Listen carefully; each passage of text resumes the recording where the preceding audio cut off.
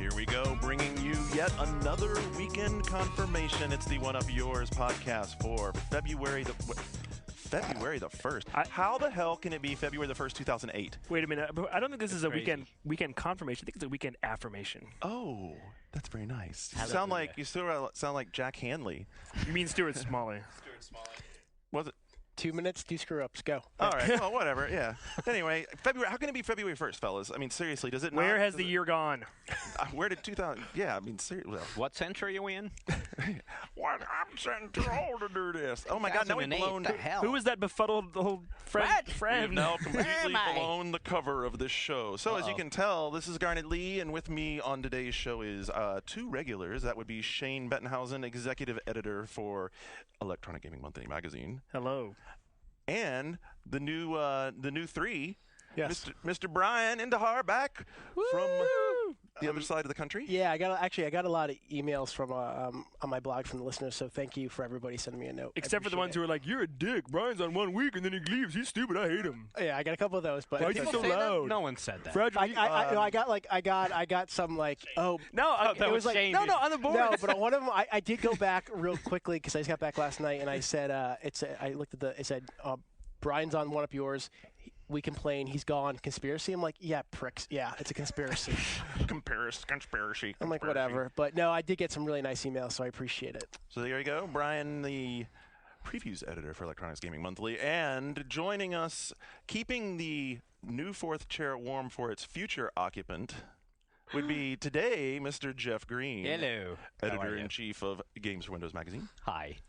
And shall we just go ahead and throw open the gates of hell and reveal that fourth chair member? No, I think we should wait. We should wait? But Shane's not here next week. So it'll be right. Shane will be at DICE next week. Yeah, we won't get the full foursome for 2 weeks. Yeah, well, and then it will be the full force in effect because it'll be. That's right. I'll be ready to rumble with Shane and Sean. Yes, there. I said it. Sean Malloy? I got it. Sean no. Malloy, he's awesome. I love Sean. No. Oh. The other Sean. Oh. So would you like to get your? I mean, you have like kind of a free swing here. On what? On the. I look forward. Actually, I've known Sean for a long time. He's a really smart guy. We have a lot of great discussions, and yeah, I look forward to having those with him on this podcast. So everyone who just went, oh no, and everyone who went, oh yeah, just to let you know that Sean's really excited about coming on the show because he gets to be more of himself in this show. Yeah, here in the other show, that Jeff forces him to be all these wacky characters. Yeah. So I would say please talk for 15 more minutes. So no Ralphie? No Ralph? No, even if you're looking for the whiskey nerd, that will still be present on. It's in his GFW contract. We need like 4 voices per show. I make him do them. I have to say, cut. Dude, hi, whiskey nerd. Yeah. Let's go. We don't want Sean. Yeah. He's actually Sean not guy's allowed. kind of a nerd. I think he's not allowed to do the voices on this show. I think I heard somewhere. Yeah, I think I read that. Was he banned from voices? I think I heard something like that. We'll see how that goes, but you know how it'll be. So anyway, here's we go over today's show. We're going to do, as always, what you've been playing in the first segment. In the second segment, I have a couple of threads from the message boards, which Andrew helped me pull several comments on. And then we're going to go down we're going to expand. You guys, Jeff, on Games for Windows this week talked a lot about Steamworks, I presume. We did. And what we're going to do is we're going to use that as kind of a building block for a discussion about what does it take for a platform holder to build a thriving development community on their platform. Because it does. It takes a lot of things. And money. So that's what we're going to talk about in the second segment. And then in the third segment, we have news. And you love it. Our news. Lots of comments. We have plenty to talk about, for everything from Kudo going over to the dark side, so to say, and Sony making more money. And He was already on the dark side. Well, I mean, depends on which dark side you're talking about, right? I guess. So he was on the dark side originally. I don't know. All right, so in honor of this weekend's festivities, who wants to kick it off? Not me. Shane, you always go last. You're going last. You go first. You should go first. You actually always go last. Good call. I'm not ready. I got to prepare my notes. Starting off on the first quarter today, Mr. Shane Benhausen. Fine, Shane, what have you been playing? All right. For the last 5 days, I've spent several hours each day playing Burnout Paradise online, and I was really, really bummed because I spent a good 13 hours on the review build, and I really wanted to move all my saves over to the retail, and I tried for like an hour and was unable to do it, so I had to start over. And you had to get your achievements over to the retail version, right?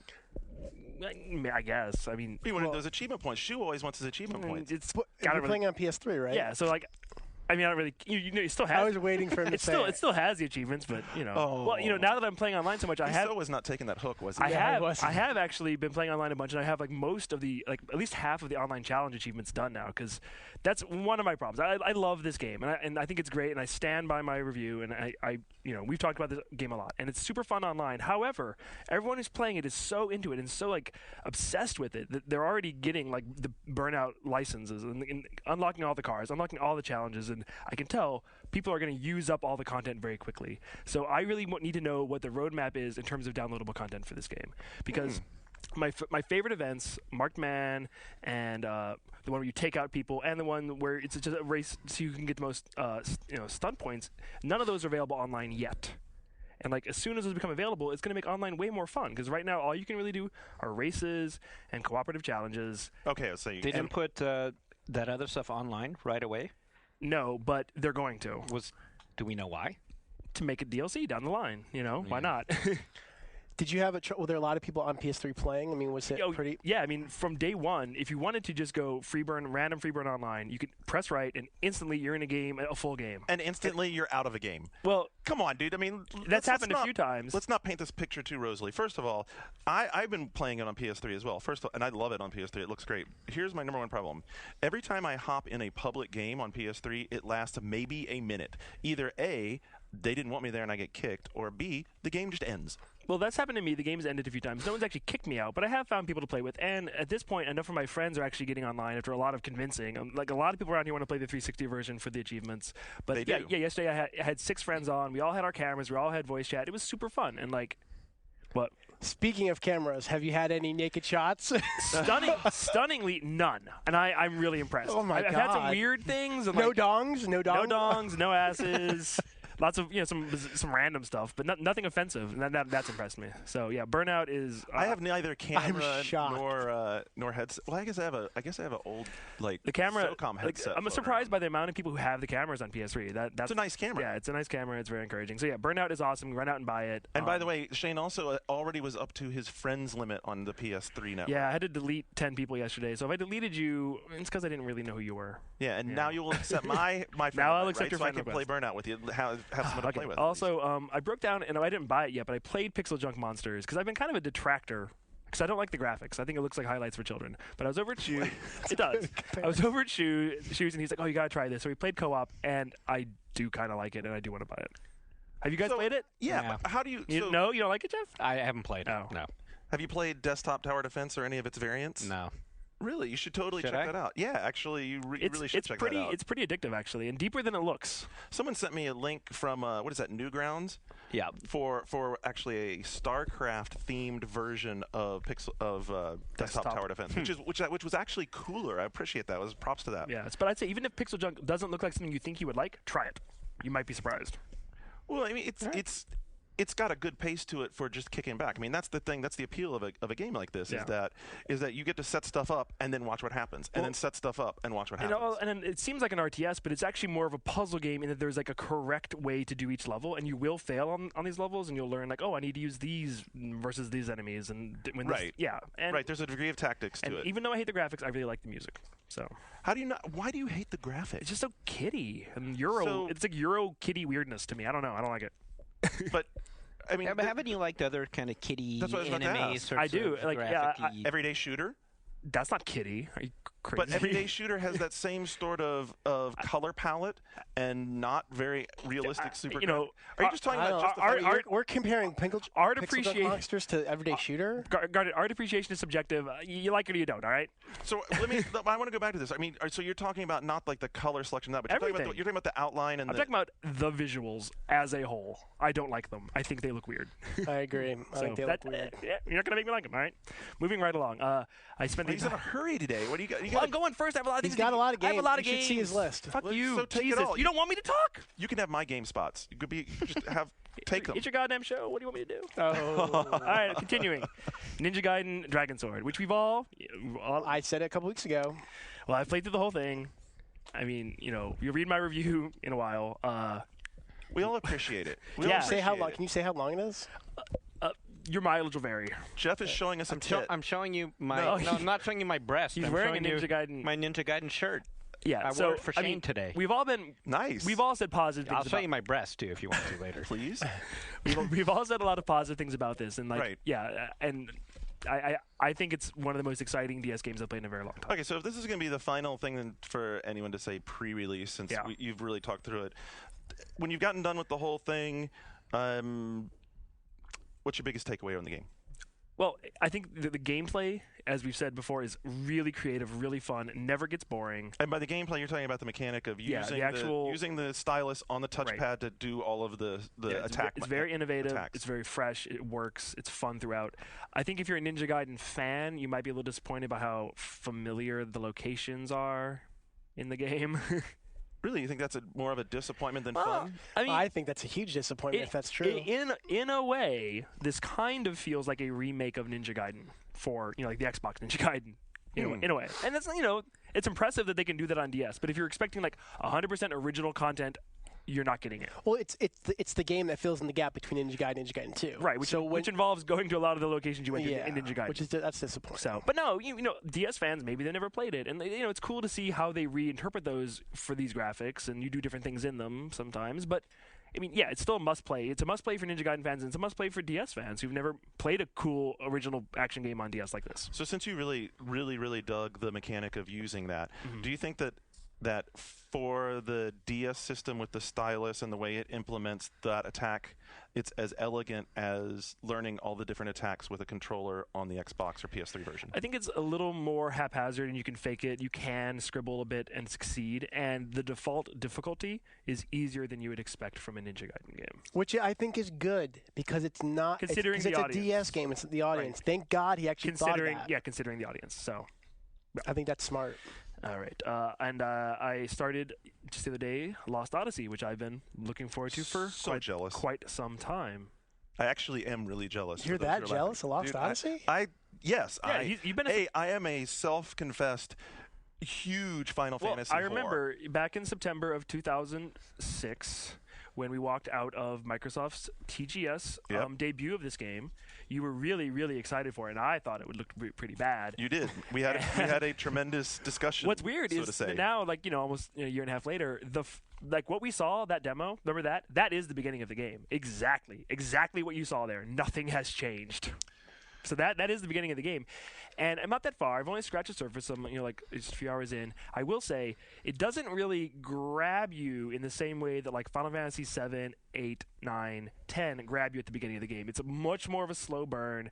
The plot reminds me of 12 in that it's like a political plot about a war faction. You didn't think 12 grabbed you in the beginning?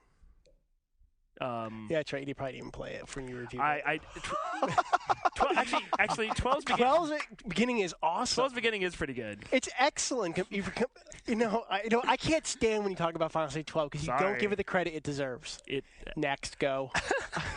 Drives me nuts. Lost Odyssey, yeah, it's a little bit of a slow burn, and it's the plot is very bleak and serious. And Kaim, the main character, he's like a laconic guy, doesn't talk much. There's some of like the fun stuff you expect from a Square Enix game isn't there, but I think the serious tone works, and it's definitely a better fit for the system than Blue Dragon was in terms of like the characters and visuals and story. Okay, so let me ask you a question then. Have you gotten far enough into it yet that you've gone beyond just scratching the surface of the combat system? It doles out the combat stuff slowly. Like Okay. you're not even doing like the target, like hitting stuff for the first bit of the game. And you amass characters a little slowly. So I think the battle for me still just scratched the surface. It's a long game, and Because it is a long game, and then part of what really makes or breaks an RPG of the traditional Japanese sort is how well does the combat system work with the character development system to keep you involved and feeling like you're playing but the game. This game is very traditional. I expect a very traditional game with traditional gameplay and themes and music. I like that. How about a random combat? Is You there know, that? I don't mind random encounters. The encounter rate's a little high compared to some games, and the loading times for each battle are like a little longer than you want. But I'm out. you're out. You're already out. Random encounters. I'm out. You're out. Well, I'm gonna give it a chance, but I'm worried about the reading the reading portions of the game. The reading. Well, there's these Is short. that There's these tough for short. you? Explain. So there are these Explain, short. Shane. There are these short stories that tell the backstory, and you just watch them, and like there's like a little bit of animation and some music, and Can you click through them? Or you can speed them up. okay. But you're reading a short story. If I want to read, I'm gonna read a book. No, next. I thought you liked Mass Effect. I did, but I don't know. But I will- not That was to very this wordy. degree. Not to this degree. But I'm what definitely I've heard from definitely Los into Angeles. Anyway, there were sex scenes in Mass Effect. Exactly. Keep it going. So. I'm definitely into this, but one thing I'm a little disappointed is the secret developer of this game turned out to be guys who used to work on Shadow Hearts. They were Nautilus before that, Sackmouth, and I'm a big fan of their lineage of games, and that's not really coming through so much yet, but I think it might later, because they have some really quirky humor in their games and some visual things, and I'm hoping that becomes more apparent throughout the game. I guess it kind of depends on how much Mistwalker was standing there overseeing the ongoing development as it progressed, right? Hard to say. Moving right along, I haven't actually cracked it open, but I got it today, and I'm very excited to try it, even though I hear it's terrible, and it's a game called Heavenly Guardian. I saw that on your desk. I was Okay. like, "What is It's this?" published by UFO Interactive. It's for PS2, and what it is, it's Pocky and Rocky 3. Pocky and Rocky is an NES game. Before that, it was for like arcade or something. But anyway, it's this old school Japanese shooter / little bit of RPG where you're like a girl and her tanuki raccoon friend. And anyway, I'm gonna play it this weekend to let you know all about it. I'm just excited that it's coming out because for the longest time, no one thought it was coming out here. Here. in This is a North American This is in release. America. No shit, really? Yeah. So, Wow. I'm relieved. I haven't been able to sleep. I know. I'm wondering what heavenly. I thought what's it called? for sure. Heavenly Guardian. Heavenly Guardian. Yeah.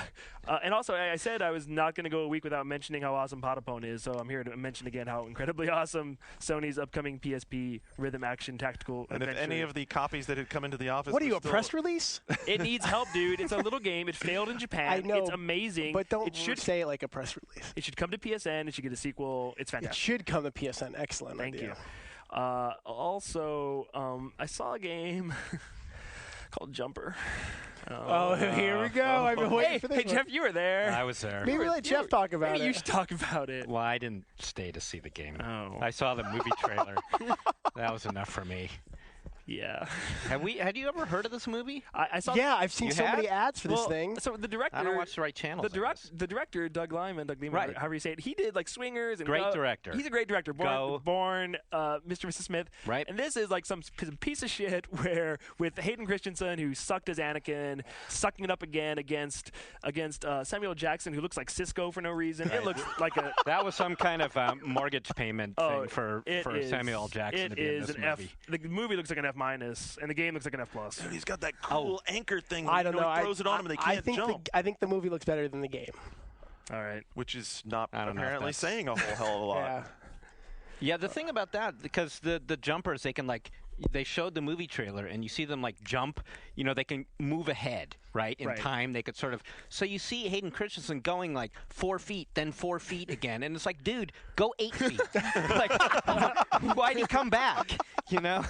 Because then they show him going across the world. Yeah. So it's like, what's that about? I don't Could you know. It looks imagine so that game? terrible How to do you me. make it okay, this guy can teleport everywhere he wants. How do you create a game around that? I don't know. No. Yeah. So okay, that's Bad. it. I was going to talk about that Universe at War game, Hold on one second. which I was surprised that I even understood. But No, we're gonna talk about that because that's actually interesting. Yeah. But the as, jump. as opposed to I Jumper. suppose everything else. What is so you we talked about the movie and everything. What is the jumper game? Is it a third-person action game? Is it a It is- disaster? What is it? It is a third-person action game where you are not Hayden Christensen. You're like the other guy. Yeah. who's- Wait, you're not even Hayden Christensen? No, you're like the other guy in the movie, Jamie Bell. Is that his? I don't know. I think that's his name. And it basically looks like an Xbox One movie license game where you pick up a stick and hit people with it. Heyo. Hi. And it's from a new publisher, Yeah. Brash. Well, it's from Brash, who have They brought us Alvin and the Chipmunks. Right, they have hundreds of millions of dollars. This company invested their startup, and they're all movie licenses. But they also showed us the Saw teaser, which, while showing no gameplay, at least was in the spirit of the film and inspired confidence that maybe that game will be good. Was the Saw game a Wii game? because it sure looked like it was going to be. But it doesn't seem like that's the right it just audience. seems so wrong. Yeah. Yeah, the Yeah. Manhunt developers were like, "Fuck yeah, Saw."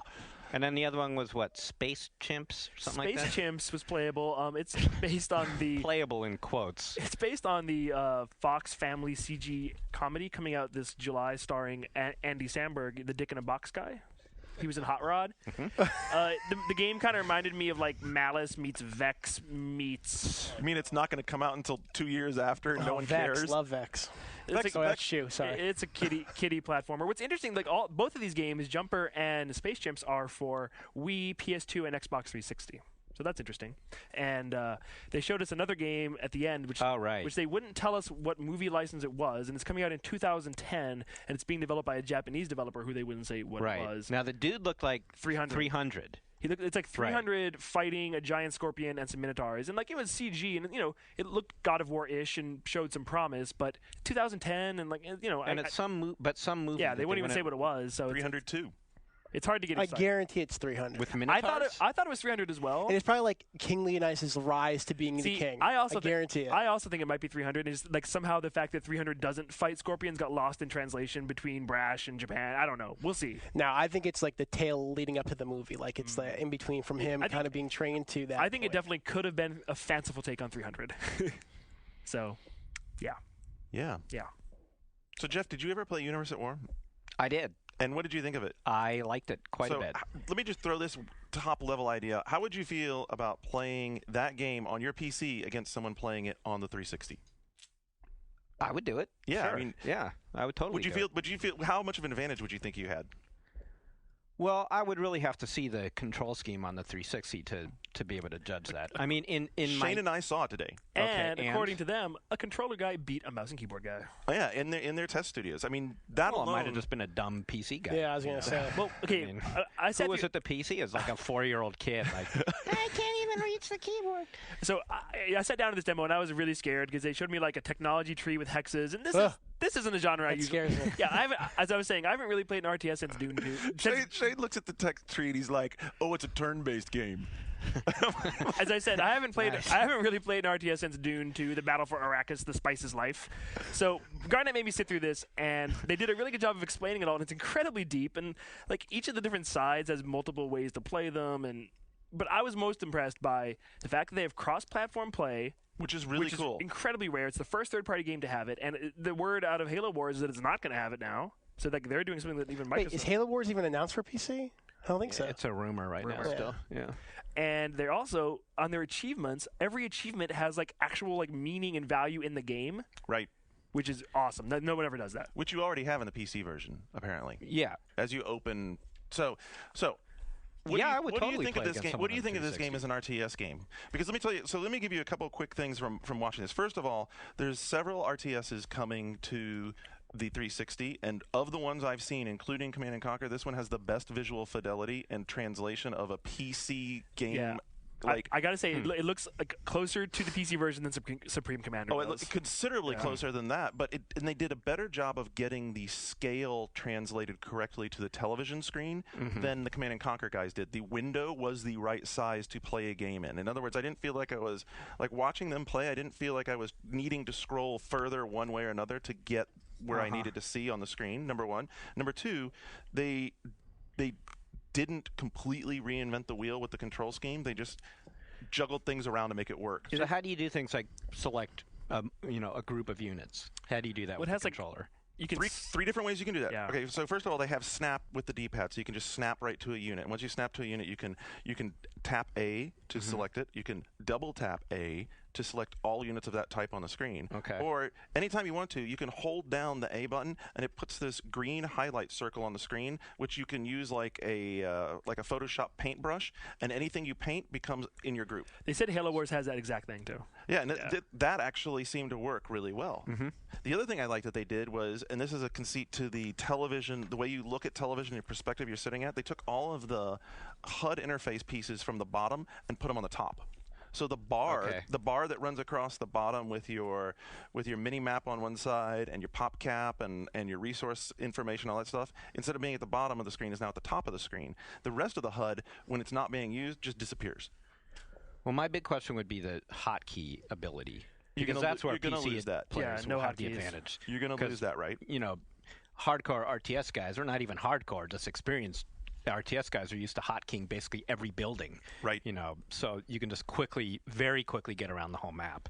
I mean, if a 360 player is going to go against a guy who's doing that, good luck. Well, a couple other things that we noticed that were unique that I thought was interesting is, first of all, you can use the mini map. I don't know. Has there been a 360 game where the mini map you could actually she was scroll around? saying He that said he there hadn't wasn't. seen one. And I don't recall one either, where you could actually scroll around the mini map and use it like you do in a PC game. You know, to like scroll over the mini map, click on a location, bring yourself quickly over there. Sure. And that's huge, right? And then inside that mini map, when an event happened, you could use it. You know, like on a PC game, you'd hit space bar to go directly to the event. This game, you hit Y and it takes you straight to the event. So, Oh, that's cool. Okay. so that's pretty quick, right? Uh-huh. The other thing it does is it pre-caches your control groups. So, you know, like you'd like select a group and say, okay, this is going to be control 1, control 2, and then you'd have those groups set. Whenever you build units, it just automatically creates a group of all like units on the field. And you can quick select through those. Okay. But I'm not sure if I like that. Only like units, though. So it basically, instead of you having to establish control groups and spend the time to make them, we've lost Brian. I feel like I'm in math class, and I lean over and go, I think I'm dropping this class. I have to say, that's a line from Robert Ashley. I told us a line from Robert Ashley. He said that during a Sony presentation. He said that to me during Sony's E3 presentation a few years ago. I think I'm dropping this class. Anyway. I cracked up. So I can't take full credit for it, but I figured that was a good time for it. Brian, That's a great quit being line. so disrespectful of PC style. I'm not. Just woo. Look at this. Shane, he's been trained here. Defensive. Anyway, it looks cool. I was pretty impressed, especially for like. Well, did you like it, Shane? Did you like what you... Like, I came out understanding it, but it did seem really complex, and like I'd get my ass kicked. But I liked how one of the races, like their bases walk around. I thought that was really clever and cool, and like the approach was different. It was refreshing. It wasn't the same shit I'd seen a million times. So since you played the final game, the approach is different. How does the balance work out? Well, I mean, it is like that. I mean, this is one of those rare RTSs where, you know, they have 3 different races that really are entirely different, and yet they each function well on their own, and the rock paper scissors between the 3 is quite good, and that's way hard to do. Most games can't do it. Yeah, and the other race that was creative was like the computer one that's all like a network, and you can like teleport people around. It's very different. Yeah, right, and the resource gathering is totally different for all 3. You know, so basically that gives lots of different players lots of different ways to play it. Obviously, you know, their strategies are endless between all of them. I mean, most games like this have to, like, basically there's no choice but to do what everybody else has done before, because coming up with something original is hard. Right. So they did actually, but then the other problem is people go the other way and say, ours is going to be totally different, and then it's like, well, this is why you do things the way everybody else did. Yeah, the last this game sucks, but Universe at War pulls it off. There's very few that get it right, and I think that when a strategy game gets the disparate but balanced, you know, trifecta of factions working, that's it. That's heaven. I mean, that's why I loved Rise of Legends. That's why I thought Brian Reynolds was so on his game when he pulled that off. And if these guys have it right, I'm intrigued. Well, so, I'm actually going to put the PC version in. This is coming out against Supreme Commander on 360. Which one do you think is better? From what I have seen so far, especially on 360, I wouldn't hesitate to say that Universe at War looks like it's in better shape. Yeah, I heard this Supreme point. Commander is pretty rough on 360 right now. I mean, it's rough on PC. There's just, I mean, I'm sorry, that is just the whole Zoom thing. It was to me too ambitious. The graphics, you think? The scope of it and the amount of information you're trying to digest is it overwhelms you with stuff rather than making a fun tactical game. And the other thing that's cooler is Universe at War. The units all look interesting, and when they interact with each other, when they fight, the fights have to look cool for me. I mean, I'm sorry, I want the fights to look good. Do you guys think that there's a big call for RTS games like this on the consoles? I don't know if there's any call look for at it. Brian. A lot of them are. No, well, you know what's funny? We were discussing. You guys kept bringing up Halo Wars. I'm like, do you really think that many people, Halo fans, are going to go try Halo Wars? They'll buy it for the playable demo of Peter Jackson's third-person Halo shooter game. Okay, say that's not in there. Do you really think it's going to make that big of a dent? It'll sell better than these other two.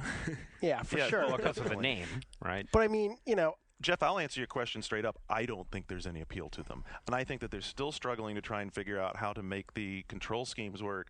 Lord of the Rings was supposed to be the one that fixed it, and then the second Lord of the Rings was supposed to be the one that fixed it, and then Command and Conquer was the one that was supposed to have fixed it. And I think that these other companies see EA doing it, and they say, oh, well, we can do that too, of course. But hey, if Epic's Mark Rain is correct about how consoles like Xbox 360 are stealing enthusiast PC gamers, eventually they might want to be playing RTS games on their console. What I'm shocked that no one has made the console equivalent of Myth.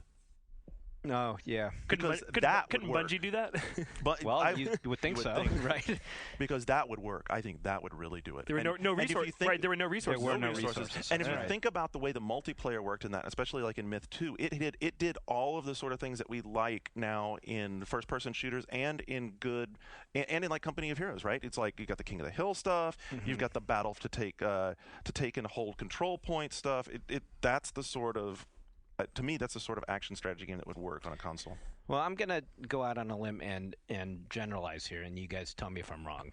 And that might be that the kind of gameplay that these games require, the micromanaging you're talking about, the huge tech trees, like maybe that's just more conducive to the experience where you are at a desk with the monitor right there, and it's not a console experience. Right. Like I don't want to overgeneralize. That's part of why I liked Pikmin, because Pikmin did take some of the very basic RTS concepts and just like divorce them from everything else about it. That's a good point. And like just gave you like the fun chaos of controlling all these units simultaneously. Pikmin's the only one I could think of that made any sense. People are kind of afraid. Yeah, no, but seriously, when I say and Potapone actually in a weird way, yes. Yeah, but I always feel like you guys were talking, like I can hang with you. Then all of a sudden you get in, and I'm like, all right, it's like math class. You lost me at stage 12. I mean, like I just don't get it. And for me, just personally, it's not my cup of tea. I don't know. Well, most of these games have small units. I mean, it's all the things that are, you really kind of need to be like a few inches away from the screen. And no matter what, a mouse is always better. It really is, for these games. And a keyboard is always better. You're talking about managing a number of different functions that you need all these different buttons. Like Jeff said, you don't have to be hardcore. If you like a game, you know the hotkeys. Flat up. If you want to compete online, for sure. And most of them even designed, if you want to play the campaign at a reasonable difficulty level and get all the way to the end of it, you have to master those techniques. You need to know at least 5 to 10 hotkeys, or you're just going to get your butt kicked. So interesting. I'll be very interested to see how people take to it. So what else have you been playing or looking at, Garnet? What else have I been looking at? We did the Burnout already, so the other ones are... we haven't played Burnout, so yeah, we're going to play Burnout this weekend. Right. So the other two big ones is over the weekend, I had to grab the Guitar Hero 3 downloadable content. Could not resist Boston's Peace of Mind, and it is fully freaking awesome. Why there isn't just a Boston Guitar Hero game is beyond belief. I mean, that's all they need, right? I mean, Boston 1, Boston 2. It's all the same song. So, I mean, why? And they're all awesome. I heard a rumor. That the Aerosmith Guitar Hero thing that's been out there. It's been out there. Joe Perry leaked it, whatever. Right. Nice. Right, but everyone who thought that was just going to be Aerosmith, don't be worried. It's not. Just Aerosmith. That's interesting. Why would we worry? I was worried. I don't like Aerosmith. Is this old Aerosmith or all? I like Toys in the Attic. Okay, that's what I'm talking about. I don't want that stuff. I hope it's everything, but I mean, I think that's the right place to go with these games. And the other thing it pointed out to me when I dusted off Guitar Hero is how badly they're getting their asses kicked by Rock Band on the downloadable front. I mean, we just saw. Did you see the March? The March list. It's just. You know what? What is it? What is some of it? 3 Nine Inch Nails songs, a Metallica song, a Black Sabbath song. What else? Iron Maiden's back in the mix. The first week are some really hardcore bands. I've never even heard of those. They're like thrash metal. But why no albums? Why still no albums? That is a good question. They say they're coming. I'm amazed. They said they were Metallica's coming before it doing released. You'd think Metallica would be, little bitches about it the way they always are. But I have to say, according to Michael Donahoe, it's a shitty Metallica song called Fuel. That's a piece of shit. Yeah, that's been pretty much the reaction online as well. So that was leaked from an ad out of OXM. But, I mean, it's a shame because I really like Guitar Hero. I really like the note charts they do. I really like the game. You've been a stalwart supporter throughout. And we're aware. And good God, I mean, they couldn't drop the ball any harder if they tried it. But they're making tons of money. I mean, I understand. You're making tons of money. You don't have to try, so why not mail it in? Good job. Way to go. That's great. Don't try to go get more music. Don't try to do anything. Just come out with downloadable content once every couple of months, while Rock Band comes out every week with 3 songs that are awesome. Good move. Good move. No, I'm not bitter. You got Boston. The Boston song is awesome. The Journey song, anyway you want it, that's actually pretty fun. Oh God. No, it's actually pretty fun. Is that free if you bought your Guitar Hero at Circuit City? I don't know what. Because it's their theme song. Oh. Anywhere you want it, go to Circuit City. Something like that. I don't know. I didn't make that up. Anyway, yeah, but the Foreigner song, Jukebox Hero, is just it's another one that reminded me of everything that when a Guitar Hero cover misses, like the guy's voice. It's the same thing that's wrong with Pride and Joy by Stevie Ray Vaughan. It's like the guy's voice is so hard to listen to. You're like, no, just stop. No, really, stop. Stop now. You're killing it. So that's that. The Boston, even if all the songs are the same, Boston's a blast to play. I mean, it's just fun. They lend themselves very well to hammer-ons and pull-offs. And kids these days, they don't like Boston. Also, with no more than a feeling, then there's no Smells Like Teen Spirit. So it's true, right? We all know that, right? That's how they learned. They got that riff. So, all right, I'll give it up to Boston. There you go. Whoa. The other game I'll throw out there is going up in a preview today that I'll be penning is Tomb Raider Underworld for next generation consoles. You got to see it? I got to see it, yes. You're a big fan. I am a huge fan of Tomb Raider. And, I've seen the new screens, and it looks better, but it ain't Uncharted. No, it's not. And you know what? It shouldn't be yet because they're even saying it's pre-alpha. So at pre-alpha, when does I saw the first trailer of Uncharted when it wasn't called Uncharted. It looked freaking awesome. Yeah, that was 2.5 years ago. So look, different studios manage the media that they get out of people in different ways. I'm not ready to just stick a knife in them yet. Oh, I'm not either. But I'm just, I just think. Okay, when does it come out? This fall? It comes out this fall. I heard a rumor it might be October. Set in Mexico? It's set. Well, it's going to be. I don't know. This is one thing I push them on. The vertical slice they're showing is out of Mexico, and it shows a ancient Mayan ruin, and it gets into their big approach to the design this time, which is instead of linear sets of experiences, laying out a giant level that is in itself a sort of clockwork machine where you're going around through the level trying to discern what the hell to do in each little individual area to get the whole big thing to work. It's like so it's like Myst, a big puzzle. It is sort of Mystish in that regard, right? And it's all very puzzle driven. It's a different approach. It's a different approach, and I like that. And is this the one that they've been touting, like the mud? Is that this where she jumps? That's like one of the bullet points. You can get mud caked all up in her. Totally didn't even. I heard she looks like a dude. So dumb. I heard she looks like a dude. She looks really masculine. Now they say they're on top of that. She does look really masculine. Did they reduce the breastages? No, not at all. It's I heard they increase the Adam's apple. Yeah, the Adam's apple. That's what I heard. It's in the well, it's where Andrew's pointing. Part of it is like her face structure. It's in her chin. Okay, her chin is like super male, broad and hard, and they say they fix that. RuPaul as and it's also in the muscle structure. She looks. She's cut, but she's not like the female cut. She's more like the dude cut. Like that's kind of hot. Not really. Did I say that out loud? No. Tranny surprise from Jeff Green. He's like, that's hot. I don't know. I think it looks pretty good, but I think the bar has been raised. So I agree. If you end up under that bar, it's like, why are you still here, baby? If they end up under the visual bar, then that right there will definitely knock them down a layer. I hope to God they understand. I don't know. Look better than Uncharted's going to be pretty tough. No, they have to look that good. They have to look that good. Well, and it's not as if everything, like the continued success of Eidos as a corporation, is riding on this one game. Oh, wait, it is. Oh, yeah. I was about to say it's not. Yeah. I mean, but that's been the case always with them, right? It's worse than ever, though. I think the future of what Crystal D does is a lot right on. I mean, this is their new engine. They put a tremendous tech investment in this engine. They've done physics modeling in it. They've done a whole new inverse kinematics engine in it. They've done a new light. And all of that is just for her breasts. Were they showing other versions like Wii or PSP? No, they were not. No, they were not. I mean, as exciting as it is, I think there's another game coming out of Crystal D. It hasn't been shown yet. People have been talking, mulling around. Yes, mulling around. That is going to be a lot better. Well, and more exciting. Well, here's the thing with Tomb Raider is, but it won't sell as many copies. Of course not. It's too close. Yeah. And this will probably sell very well because they did very well with Legend. Yeah. And Anniversary rode on that good feeling, but Underworld does not have that free pass, and they damn well better understand they'll it. have some goodwill, don't you think? It has goodwill. Right. It has goodwill, but it doesn't have the free. It has the goodwill to go buy it, but once I've bought it, it doesn't have the free pass to skate past my radar. But this is also the first next gen Tomb Raider. Like this is the first one because the other one was basically the 361 was just a high res port. And really, I mean, you got to give it to them for resurrecting the franchise to the point where we're actually talking about it on this podcast. Because it was a joke for years. Yeah, Angel of Darkness was horrible. Right. So relative to what you saw in the screens that are out there, from the pieces that I saw that where they were really happy with it being finished, it had a very Gears of War look to it, and that's because of the. What a shocker! Yeah, I know, and that's but mainly because of the way they're applying the normal mapping on the textures, and so they've got these super highly detailed textures with lots of dimensional, feel to them, like where they really get that sense of the wall having relief to it. The whole thing is a little darker too, And that's the second point is they have gone, and that's probably why you haven't seen all of the texture passes on. They've gone hog wild with the lighting. They're doing mapped lighting to get dramatic backgrounds. They're doing positional lighting, like dynamic lighting throughout the level on anything that has light sources, and then they're doing reflected light on anything that's actually moving in the environment. So in the part you saw, was she shooting people or was she shooting endangered species? Both. Okay. She downed some endangered species. Nice. Boom. Nice. And they're persistent. They stay. No more disappearing. Take that, baby seal. No more snow seal. It had it coming.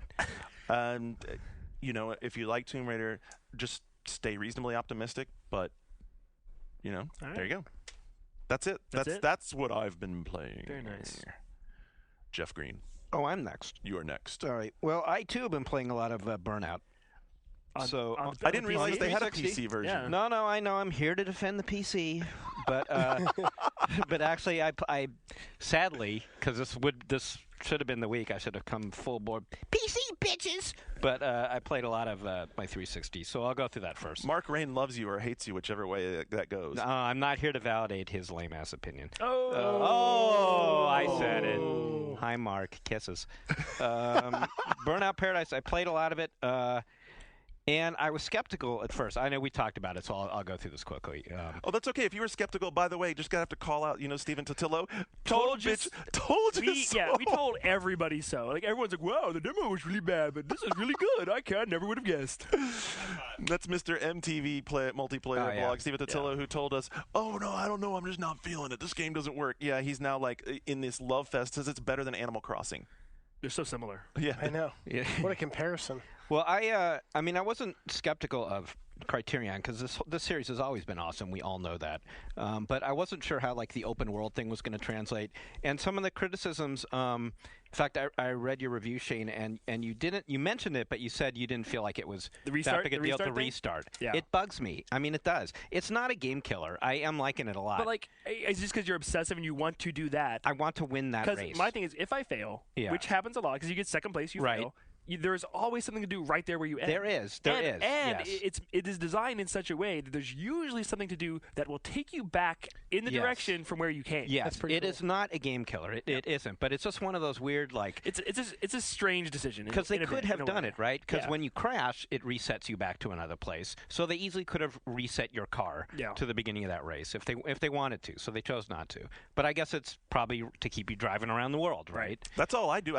I'm amazed at how many shortcuts and sidetracks there are. That stuff is totally fun. And there's things that are fun to go and do, like the quarry or the dirt bike track or the airport, which you don't even have to go to ever, and they're kind of off the beaten path. And I mean, just finding new areas. I mean, it's huge. I actually only have a Class C license, so I have a way to go, long way to go. The other thing that I'm actually more bummed about is the crash mode not being there. The lack thereof. I mean, fuck. Showtime is not that the was same. That was my favorite part of the whole series. Well, and one thing I realized, if they wanted to make crash mode as downloadable content, they could. There's nothing stopping them. Everything is there. Right. All the pieces are there. They just need to program it. And I think it'd be awesome if they did it. It's called DLC. Yeah. I want a lot of DLC. I'm not even going down. And I want it fast. I'm not even going down the avenue of arguing again that L1R1 that is crash mode. There you go. Showtime is not the same. Yeah, but it feels different. It's more fun. You're right. It's not the same. Oh, it's more fun. I don't think it's more fun. But really, because the whole thing is you have to build your boost meter by watching where you're going. It's like this big giant comboing deal. I think. But it was the whole puzzle aspect that I loved of the old Burnouts. Yeah. Trying to get this amount of points. Setting it up ahead of time. The domino effect of all the cars was just so fun. So I really miss that. Garnett's pissed. I don't agree. I'm not pissed. I'm just holding. I mean, we've had the argument before on the show. There's no reason to really entertain it. Are you playing on 360? 360. Yeah. I still love it. I do, and I think that the way they've integrated the online is brilliant. I hope EA adopts that across all of its games. It's wonderful. It's amazing. I hope more than EA adopts it across their platforms. It's the way to do it. It really is. Yeah. So like big serious thumbs up on that. early contender for innovation of the year in game space. It's so simple. Yeah, I agree. I love it. Yeah. So that's fantastic. And the other 360 game I'm playing on Sam Kennedy's recommendation is Rez. Had you ever? You never played it for PS2 or Dreamcast? No, and it's unbelievable. It's so good. He gave it a 10, and I totally agree. It's such like a perfectly formed piece of software, and it's unlike anything else. It really is. I actually spent the weekend before this week at a yoga kind of like retreat sort of that thing. put you in the right frame of mind. Yeah, I talked about it on the GFW Did you have some podcast. peyote for when you played Rez? No peyote, but it did make me think I should probably have peyote because looks like they designed it on peyote. I think it was actually ketamine that they were on. Yeah, I mean, have you guys all played it, or was I the only one here who had not? I haven't really played that much. You should. I mean, my plan is to download it tonight. I think what's surprising is how short it is, but in the last level is by far the best level by a magnitude of 10, but it's also kind of hard. Mm-hmm. So it takes I'm not done with that. Yeah, you won't be able to finish it the first day you get it unless you're really good. It's not a matter of how long it is, because I can tell you, someone who bought the PS2 version right when it came out, you will go back and play that game over and over and over again. So Jeff, with this 360 version, how many controllers did you plug in and put in your lap? I didn't know what that was about until I had to go back and read it online. Can I just explain to you what that's about? No, now I know, because I read online and I saw the Penny Arcade cartoon. I was like, oh, okay, I see. So actually that did inspire me. I only have one controller, so I couldn't play and put another one somewhere else. You can plug 3 in and put them. I know, I noticed that. So, but I did have it going. I got pretty far in one of the levels, and then I put it behind my neck. Well, because it kind of actually it kind of completes the music actually, because it adds like beats to the music. It does. It's neat. It's really cool, and I really like that there's a mode in this. I don't know if it was in the old game, but there's a basically like non-competitive. That mode. was in the old game too. It was, which is just beautiful. Right. I mean, you can't die. Yeah. Right. I mean, that to me clearly is just saying, you should be on drugs. Right. You should be on drugs. Right. Yeah. We know you're too screwed up to actually play. So here. Yeah, basically. But yeah, so we talked about this briefly on Retronauts this week, but I think everybody wants a sequel. Like really, I would like a real. Isn't there talk that there is a sequel right now in development? I mean, I know it's been rumored for a long time, but now I've heard like rumored. Legit. Yeah, I think if this sells really well, maybe. Let's hope. You can really see the roots of Luminous in this thing, and the progression of the music while you're playing, as you're going through the level, it starts off at just sort of a slow beat, just a little bit, and by the end of the thing, it's like a little rave in your headphones there in front of your screen. I mean, sublime. I'm just sitting at my desk like, woo! It's too bad we don't have. Well, maybe not like that. It's too bad we don't have Simon Cox on the show, because the urban legend goes that Simon Cox named Rez. Really? Shut up. Yeah, Mizuguchi, the guy who made it, didn't have a good name for it, and Simon Cox is like, well, there's an awesome Underworld song called Rez. You should name it that, and then he did. That's the story. Huh. Sticking to it. Wow. Yep. And you think I was kidding? I seriously do drag that game out. Since the PS2 launch, I will drag that game out every few months and play it through, just because it's just such an experience. I mean, if this game was made like 40 years ago, it would have been at like the Ken Casey, acid tests. Yeah. With the Grateful Dead or at Woodstock. You just have hippies sitting around playing that thing, instead of licking mud off each other's naked bodies. Where am I? Okay. What about mud and bodies? Yeah. Yeah, you're right. It's a theme this week. Next to me licking frogs. I guess I should mention the PC, shouldn't I? Which yes. Everyone out there is like, just going, damn it, Jeff! Well, there is WoW. That's the thing. I'm a little hesitant because I got so sucked back into WoW, and that's like kind of the one PC game we really don't need to talk about. In the new issue of Games for Windows magazine, I was perusing it, and in your bios section, you talk about what everybody's playing, and every single person talks about WoW. It was a joke. Okay, It was a joke. Just making sure. It was a joke. We were kidding. Can you help me with a disease? It was a conscious joke. Yeah. I haven't played WoW in. When was the last time we played? About a year. I haven't played WoW in about a year, and I still have a Yeah, you guys subscription. were in Can't Quit You, right? Yeah. Let me remind you. Too soon. Bastards. Too soon. I still have my subscription. Yeah, no, we What probably, the frick is wrong with me? We probably G-kicked you a while ago. So. What the hell is wrong with me? Why do I still have Cancel that that shit, dude. Are you paying Seriously? every month Yes. and not playing? Yes. Wow. What the hell is wrong That with money me? could be going to Darfur or something. Could you know? please explain to me how you got pulled into it? Because I don't understand even what's wrong with me. Oh, don't make me defend WoW on one. I know, it's my fault. I understand. Blizzard is raking in the bucks, and I don't understand why I just don't cancel it. But every time I go to cancel it, I think, They need the money. That's what you think. No. Garnet, I You say feel bad for them. You I say, really feel bad for them. Garnet, I say I got to cancel. keep this little company going. I say cancel because down the road there'll be a thing like, come back, we'll revive your character. They do those things, right? I don't know if Blizzard. I don't think needs they'll They don't do ever those have to do that. They're kind of like, they don't need anybody. They don't need the press. They have 10 million. You want a magazine cover? Fuck you. Wow. They don't do that. They don't. They've never done that. Love you guys. Would love to have the next Kisses, cover. Please. kisses. Kisses. Yes, they do. Anyway, so what? 10 seconds. What drew you back? Well, it was my quest to get to level 70 before the next expansion, Wrath of the Lich King. So I got to level 70, and the common accepted wisdom is once you get to the level cap, that is when the game actually begins. That's what all the experienced players say. And when you're not there, you're like, yeah, sure. You think that's just some elitist thing, like, right, like I liked the band, before they were popular, sort of thing. So, but when you do get there, it's like, oh my God, yeah, it does open up this entire other end game thing that's humongous. And now I actually feel more stressed about it than I did before I was 70. Like I keep thinking I got to go back there because I have this thing to do. I got to get faction with this group. I got to do this raid. I got to get the key for this thing. There's just a lot to do. That might be part of what turned me off because I hit 60 so late in the cycle of the original release that the Burning Crusade came out right after that, and then the end game was then at 70. Yeah. So I wasn't at end game anymore. I was at end game for that window. Yeah, I hit level 60 the day before Burning Crusade came out, which was just like incredibly anticlimactic because I was finally able to go, yay, I'm 60, and everyone was like, yeah, great, dude, it's 70 now. Way to go. Way to go. A year late. What other PC I can't sell this game to you guys at this point. If you don't play it, No, I just think it's sort of It's like selling a cigarette addiction or something. It's like you should kind of taste the flavor. Yeah. All right. So I still want to try it so bad. I really do. It's quite the time sink, let me tell you.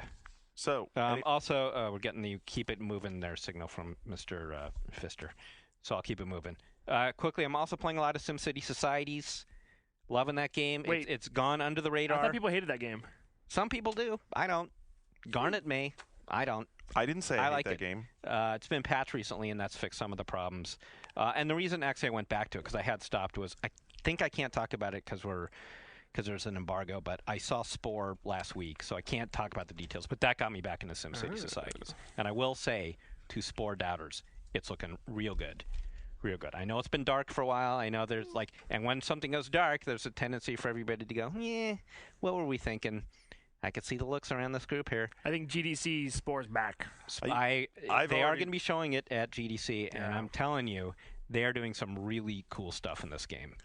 That you I will go in with my eyes open, but should. I am holding firmly to my gums. I think Spore will be one of the I hope your eyes are open when you walk in that room. Did you say you're just holding to your gums? I think he holding did say firmly to my guns. Yeah. I said gums. I think he said Whatever. gum. I'm holding firmly to my guns that I believe Spore will be one of the big disappointments. Oh. Not changing my story. I'm going to say you're wrong. Okay. I mean, and I'm going to say you're wrong about SimCity Society. Sorry. I mean, that is not that is not a SimCity game. No, it's not. It's a fine tilted mill game, and yes, that's great. I like what they do, but the sticking SimCity on there was a bad idea from the outset. Well, it might have been a bad idea in terms for very dedicated SimCity fans who wanted which there are only like a few million of. Well, they of course there are, but they said all along that this was a side skew of the SimCity franchise. It's not. This is not SimCity 5. It's the same way that this is SimAnt. Battlefield Heroes that just got announced is not Battlefield 3. So everybody's saying like it's not like Battlefield. It's like yes, that's why it's a side franchise. So that's how I think you have to look at SimCity societies. So That's a hard deal to pull off. it is. Anytime you What have a do I- firmly oh, established franchise like that, it doesn't matter how much you say it's a side project. Yeah. It's a branded project. right. Anyway. Regardless, I think Spore's going to blow people away. All right, there you go. Anything else? That's it from me. All right. I think we're good. Brian, because you were... I'll give a couple things. quick- Well, I okay. mean, I was going to talk about last week before Didn't I had wanna to put fly back pressure to on you? Connecticut. So I actually got to play the Turok demo. I don't think anybody's really talked about it that much. Not really. We on haven't. the I have a copy on my desk Well- on the to-play pile. Here's the thing about Turok. When I found out they were bringing this series back, I was like, are you kidding me? What a waste of time. And then slowly but surely, I just kept seeing more and more footage of it. And I was like, this looks really good. Then I played the demo. And now I know why I was kind of hesitant on it. I just think it's a really bad demo. I mean, it's very short. Basically, you're just going through a bunch of caves, killing a bunch of dinosaurs. Then you get into this open area where we're supposed to use stealth and gunplay. And at least the demo was really unbalanced. Like, the enemies, like, if you weren't, like, didn't stealthily kill them, you were done. You were shot within 5 seconds. And then the dinosaurs, basically, all they want to do is hump you. All they want to do is run into you and hump you. And after a while, it becomes really annoying. Really? Yeah, they just it seems like they want to hump Did you. that hurt? I played Turok, and the dinosaurs are like a means to an end. You're supposed to use them to attack. But other people. there were sections in the demo where it's only you versus dinosaurs. And basically, all they would do is run behind you and knock you over and then want to hump you. And it got annoying. What do you mean hump you? They would, like, get on top of you. They're trying to eat you, actually. Well, Okay. but the thing is, like, you So realize... they go oral first is what he's saying. But you realize, and then you realize that basically the best thing, forget all your weapons, just use your knife, because your knife is basically like the win button. One-hit kills. The win button. I think you're being a little harsh on Turok. I think everyone hyped it up really, really high and is coming in a little under their expectations. But it is above the pack of middling, like Area 51. And from the such. demo out to it, if I was like just a consumer, didn't know anything about this game, if I played in demo, I would not buy it. Wow. I would not buy it. I think it's a really. We talked about good demos and bad demos. Bad This demo. was a bad demo. For that, niche market of like people who are into like dinosaur That's rape, not a niche though. market. Everyone loves dinosaurs. But and the thing No, was, but dinosaur, Porn. and the thing Yeah. about changing, well, you got to use the dinosaurs to your advantage and all that stuff. Like that gets old after a while. Like using them to kind of like pit them against the enemy after a while, like using the flares and stuff like that. I think you just don't. After I a just while- think you just don't like Native Americans. Just saying it, especially Native American Space Marines. False and okay. And okay, going beyond, I got a chance to play MLB 2K8 real quick. What about MLB 08? I didn't get to play it yet. All right. And people who listen and know why we didn't get to play it yet. But MLB 2K definitely needs to have a big year because they've had the exclusive license now for a couple of years on the third party side. Hasn't really lived up. It's weirdly I'm kind of down on it and looking forward to it. They have this new pitching mechanic, which seems really, really complicated. Why did they spend any effort on the pitching mechanic? Why am I going out? I don't know. We can't hear ourselves, Andrew, but All right, we went out looks like for- we're still recording. Yeah, so went I out for a don't have to second. worry I can hear myself. about it. Why did they spend any effort on the pitching mechanic? Because to me, the pitching mechanic is where they work, right? Yeah, well now it's like so you're using basically using the right analog stick to kind of do like fighting game-esque motions. Oh, come on. And now to do different pitches. yeah, and now at first I was like, this is terrible. And then I got into the groove of it. It's something I think I'm gonna have to spend some more time with. So definitely next week I'll have much more after I play a lot this weekend. But like base running, which has been a total pain in the butt of any baseball game, is actually really, really good in this game. It's super, super simple.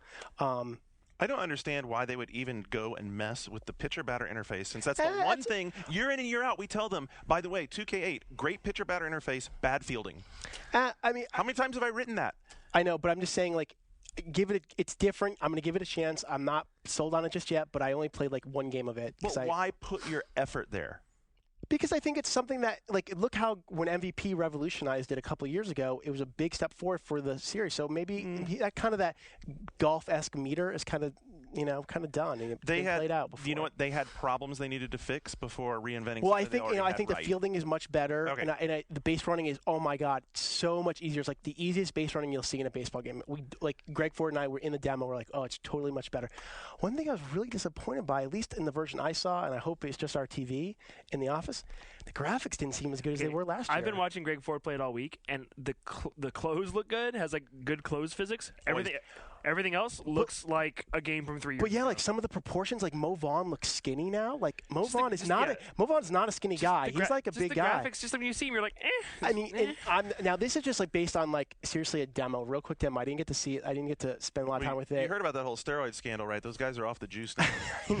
But it just, I was really surprised that it did not look as good as I was hoping. I thought this was just going to blow me away because last year's looked so good, but the gameplay wasn't there. And I'm not really sold on the way it looks this year. But next podcast, I'll have a much better idea about the game. Is Promise. there a big head mode? If you want one, Jeff, I'll request they put it in there for you. Could you do that for me? But I'm still then I'll play. overall, from what I've heard and seen of MLB The Show, just in terms of online, I would say I'm still more excited for MLB The Show. Some new videos came out yesterday. They look pretty good. Thanks, Sony Rep. Thank you very much. I got a PR blast. I looked at them. Thank you. Oh my God! So there you go. If we keep what you've been playing going much longer, we'll get to the next podcast just on this one. So I apologize. I really don't have that much. I was stuck. Nah, it's all good, last dude. week. It's all good. Very glad to have you back. If you stick around on the other side of the break when we come back, we will have a couple of community threads for you and a quick discussion on platforms and how developers get people to love them. We'll be right back.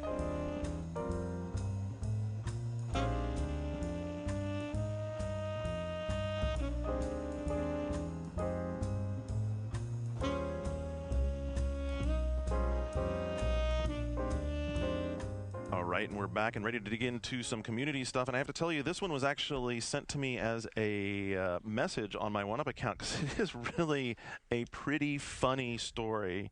So let me give you a background. First of all, on the thread we're talking about is going to be, are you a child man? I like man-child better. Yeah, I like man-child better too. But K.S. Heimowitz. Anyway, she authored this story over at the City Journal, which is part of the Manhattan Institutes. If you're interested in going to it, the website is www.city-journal.org. And her story it's a very long editorial on the decline of modern male civilization as expressed through video games, lad mags, and hooking up with chicks at bars. Let's go kick this bitch's ass. Okay, but before we go attacking her, I think she is on to something, and like the Arrested Development and endless adolescence that is becoming commonplace among 20 and 30 something professionals who I know and myself is real, but she's missing that the same thing is happening to women just in a different way. Right. They're reading TMZ, they're shopping, they're gossiping, they are watching The Hills. This isn't just something for men. It's not something just for men. And by the way, And women are playing DS. It's also a huge change in society. I'm 40 and I don't really want to grow up. I actually like not growing up. And if you have a problem with that, I'm too sorry for you. I mean, modern society created this problem, and who's she to say we're wrong for being man children? So let me give you a couple of A+ Jimages, which is a little interesting name, but was the one who started the thread on this.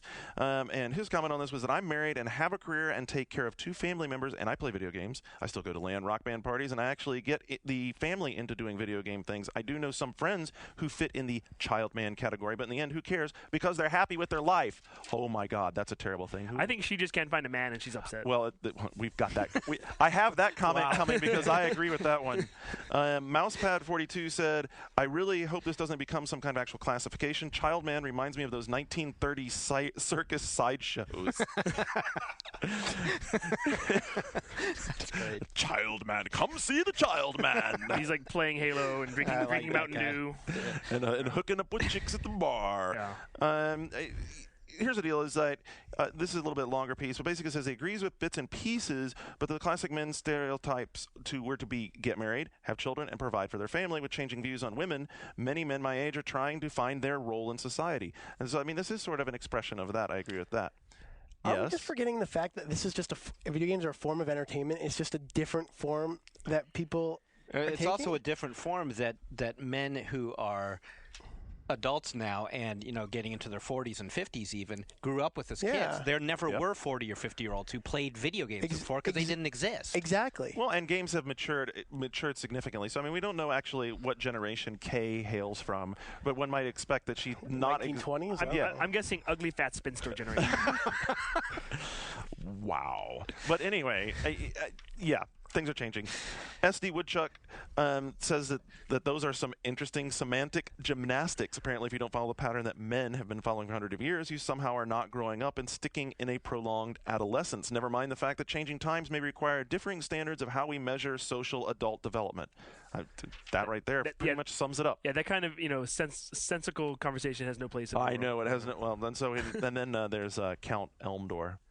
The woman that wrote this is sorely lacking in perspective. Maybe instead of pontificating this time of dross, she should do something for society herself. What's a polite word for an over-the-hill, less-than-relevant, shriveled old hag? Yeah, I agree. I think she just ought to go get laid. I think that probably... I was just going to say that, but I was waiting for him to say it. Tremendously. Seriously, Kay? I mean, I don't know. By the way, when those guys are hooking up in the bars, they're hooking up with chicks. Marina chicks. Of course, this entire conversation here is totally proving her point. We're on you know what? Yeah, go get laid, bitch. That's our mature adult male response. That's what Halo and Metal Gear taught me to do. Anyway, Shane, you're a fan of Lad Mags. Do you feel like insulted by this at all? Am I a fan of Lad Mags? Yeah, you love that shit, don't you? I have a free subscription to Maxim. I don't know why I get it. Oh, come on. I'm a fan of TMZ. I'm guilty of the other part. I think that so the reason this comes up in the video game world is she actually directly called out Halo 3 as one of the indicators of this. Is that my sock? It's okay. It's okay. Jeff just took his shoes off. No. It's my whole Let him go. Let him go, dude. Let it Okay. go. All right. My feet can be his feet free. are free. Yeah. Okay. You're still wearing deodorant at least, right? Namaste. Yeah, I am. All right. So last week we talked about settings and locations that we think are underrepresented in games. We have some good suggestions. I suggested here. the Renaissance. You suggested the Renaissance. I did. Friend O suggested Canada. I like Canada, so I'm saying that's a good idea. Or how about this one? You could play an Asian in prehistoric times crossing the land bridge to North America. That's pretty cool, actually. Get on that. I like that one. Pangea? Yeah, I like that. No, Yes? I have a couple that I want to throw out there, but I'll wait for more. Wait, okay, we'll let East Coast Villain jump in here. He likes Haiti. You almost got that with the Resident Evil 5. And that was actually the whole thing Yeah. he played up. It talks about voodoo and all that kind of stuff. So very much like a playing on the serpent and the rainbow sort of style. I think that'd be kind of cool. Levi Fiasco has two for us. First one, New York City, Harlem in the 1970s. No more New York City. We've been there enough. Didn't that happen in Driver 2? Yeah, exactly. 3, 4, Yeah, whatever that was? yeah, Wheelman? I don't even know. Sorry, Levi, you lose. Present-day South San Francisco biotech corridor. Huh. For a crisis day, because there's so many potential dangers in that area. It's true. What if there's like so many things that could go wrong, and Yeah. I don't know. Nucking Futz, who, by the way, has one of the most hideously disturbing icons I've almost ever Ooh. seen. It's awful. Apparently, it comes from a plastic surgery nightmare site. Jesus. It's like Carmen Electra's lost sister or whatever. I don't know. What does he have to say about this topic there? It's pretty cool, actually. Fucking Nucking. Thank you. Whoa, Thank you, hello. Futz. Nucking Futz went down a little more high philosophical corridor, which was to talk about breaking off from the escapist formula in general, and instead of doing we're going to take you to an exotic island, or we're going to take you to space, we're going to take you to fantasy world, doing more contemporary settings, because those have a sort of thematic sophistication. Even if you do something in like the near future, or just sort of what ifs that expound on modern society, he pointed out Children of Men. And said that these sort of speculative fictions, rather than science fiction, are more involving. Mm-hmm. Good. I agree with that. Very nice. That's a really good answer. Crazy screenwriter throughout the Great Depression, which is pretty interesting, building on the idea of We said that game that with the Bonnie and Clyde style game. It got announced last week. I forget the real name. Steinbeck or the Carnival. The Grapes of Wrath, a great game. The other one that was here that's Crazy Screenwriter had that I thought was kind of interesting was Rome during the fall of the Republic or the reign of Nero. Been done. Yeah, it's been done. Yeah. SPQR for PC. Oh. Great game. Wow. Wow, nerd in Plus hiding. one for that reference. Thanks. Servbot. So we had a couple of Wild West ones, and the first one coming from Servbot, and that would be an Oblivion-style game in a frontier setting. I don't think Wild West is underdone. I think there have been 6 or 7. It hasn't been done right. Yeah, there's like 6 or 7 games in the last decade, and some of them are good, and there are more coming. So You know, so what I however loved yourself. was Outlaws from LucasArts. That was a good one. That was Yeah, great. that A lot was of people good bring up Oddworld Stranger, Red Dead Revolver. What was Gun. Yeah, a lot of good ones. Gun was all right. They It was were. okay. I don't think there has been like a killer like AAA No, knock out of but the there have been park. several quality titles. So how would you like the idea of being something like early settler, much, like Lewis and Clark sort of era, starting Oregon off, Trail, dude. it's sort of Oregon Trail turned into Oblivion. Exactly. I don't know. The Oblivion Trail. I'm going to throw one out I there don't know. because we're. What would you do I in don't, that I don't, game? One of the mini games is apparently you do like a mini Sim City and set up your own Wild West town. Have you guys seen that trailer for Yes. that 10,000 BC or whatever? Yes. Like, Prehistoric. yeah, like what about that? It worked for Turok. But like, what about? I mean, like, remember Peter Molyneux's game that he was creating BC? Yeah, Wasn't it that B- didn't happen. But I'm saying, like, what about that time period where you're a caveman? I think Sid Meier had one of those going too for a while. Some kind of caveman game. I don't know. I think it could be. I pretty got a cool. better suggestion. Quest for Fire, the game. I like a stealth action shooter. I'm thinking more caveman. Stealth action shooter set during a giant sporting event, like that awesome Jean-Claude Van Damme movie with a hockey rink. Just saying. Sudden death. Sudden death. Sudden death. You can get NHL license. EA can make it. It's good. Get Jean-Claude. He's available. Oh, actually, you know what? When Ubisoft gets bought by them, then we can combine the two. Splinter Cell NHL 2009. Awesome. Dropkick 77 also wanted to go out into the Wild West, but none of this historically accurate bullshit either. Mysterious castles in the wild, monsters, steam-powered mechs go all the fucking way. Yeah, I mean, basically, yeah, exactly. So then why? Yeah, that basically is Wild Wild West starring Will Smith. Great movie. No wait. No wait. It was terrible. Yeah, but you still have that song on your iTunes. The other one he threw out there, and actually, this one is kind of interesting because they are gone. Space action games, like whatever happened to the Wing Commander genre. True. A prominent rumor monger recently said that EA is reviving Wing Commander for next-gen consoles. Would you be more interested That'd be in? fantastic. Would you be more interested in that or Descent? Ooh, well, they're so different. Yeah, but I mean, you're only going to get one. I'm just giving you one. This is a hypothetical. I got to go with the Wing Commander. Did Descent even have a Because- Did Descent even have a setting? I played Descent. It was set in like some ugly brown maze. Yes, it was in mines. Whatever. You reclaimed mines. Oh yeah. What was the name? X-Wing versus TIE Fighter. Yeah, well, no, I meant what was the name of his company? They had the little Larry Holland's company. It had the little explosion. They made all the X-wing TIE Fighter. Totally Games. Was that it? Totally Yeah, Games. they did some excellent work. So you're thinking they're doing something? I want them to. Oh, I would love for them A to new do X-Wing something. game? That'd be, yeah. that That's would about be the great. only Star Wars game I could tolerate at this point, I think. Really? Yeah. You know what? You know is what? that such a, you is know that what? such a wacky You know what? opinion to be You know sick what, of Star Naboo Wars Fighter? at this point? I'm holding out for Gungan Frontier. Can I throw one out Gungan for- Frontier 2. Can I throw out a setting for a specific game that I want to see them do? Yeah. Yes. Okay. Toss so it out there. I've been, a lot of the guys in EGM, especially like Michael Donahoe and former Mark McDonald, big Dead Rising fans, and we always talk about before they set the sequel because it's kind of tough. He did them already. Amusement park. An amusement park for Dead Rising. Think about all the sick bosses you could have Think based about all on the clowns. the clown. Sorry, Skip. I know the clowns thing is bothering That's a you, good idea. but like an amusement park for Dead Rising 2. Yeah. Like, because all the little toys could be like your weapons and all that kind of crazy stuff. Like, I don't know. That would be my predict. I will give you that money to make that game. Thank you. You Carnival sold me. of value. So You have a contract with me. That sounds really good. Excellent. You guys pursue that IP and It'd be even better if it was like Disney World and like all the Disney characters became undead killing machines killing children. You just created my. Disney would You go just, for that. you just created my favorite game of all time. Yeah, and it's made by Tetsuya Nomura, and Kingdom Hearts, you're wearing a lot of zippers. I always said I wanted him to make my tux for my wedding. All right, let's move on. Kingdom Hearts Rising. Let's move on.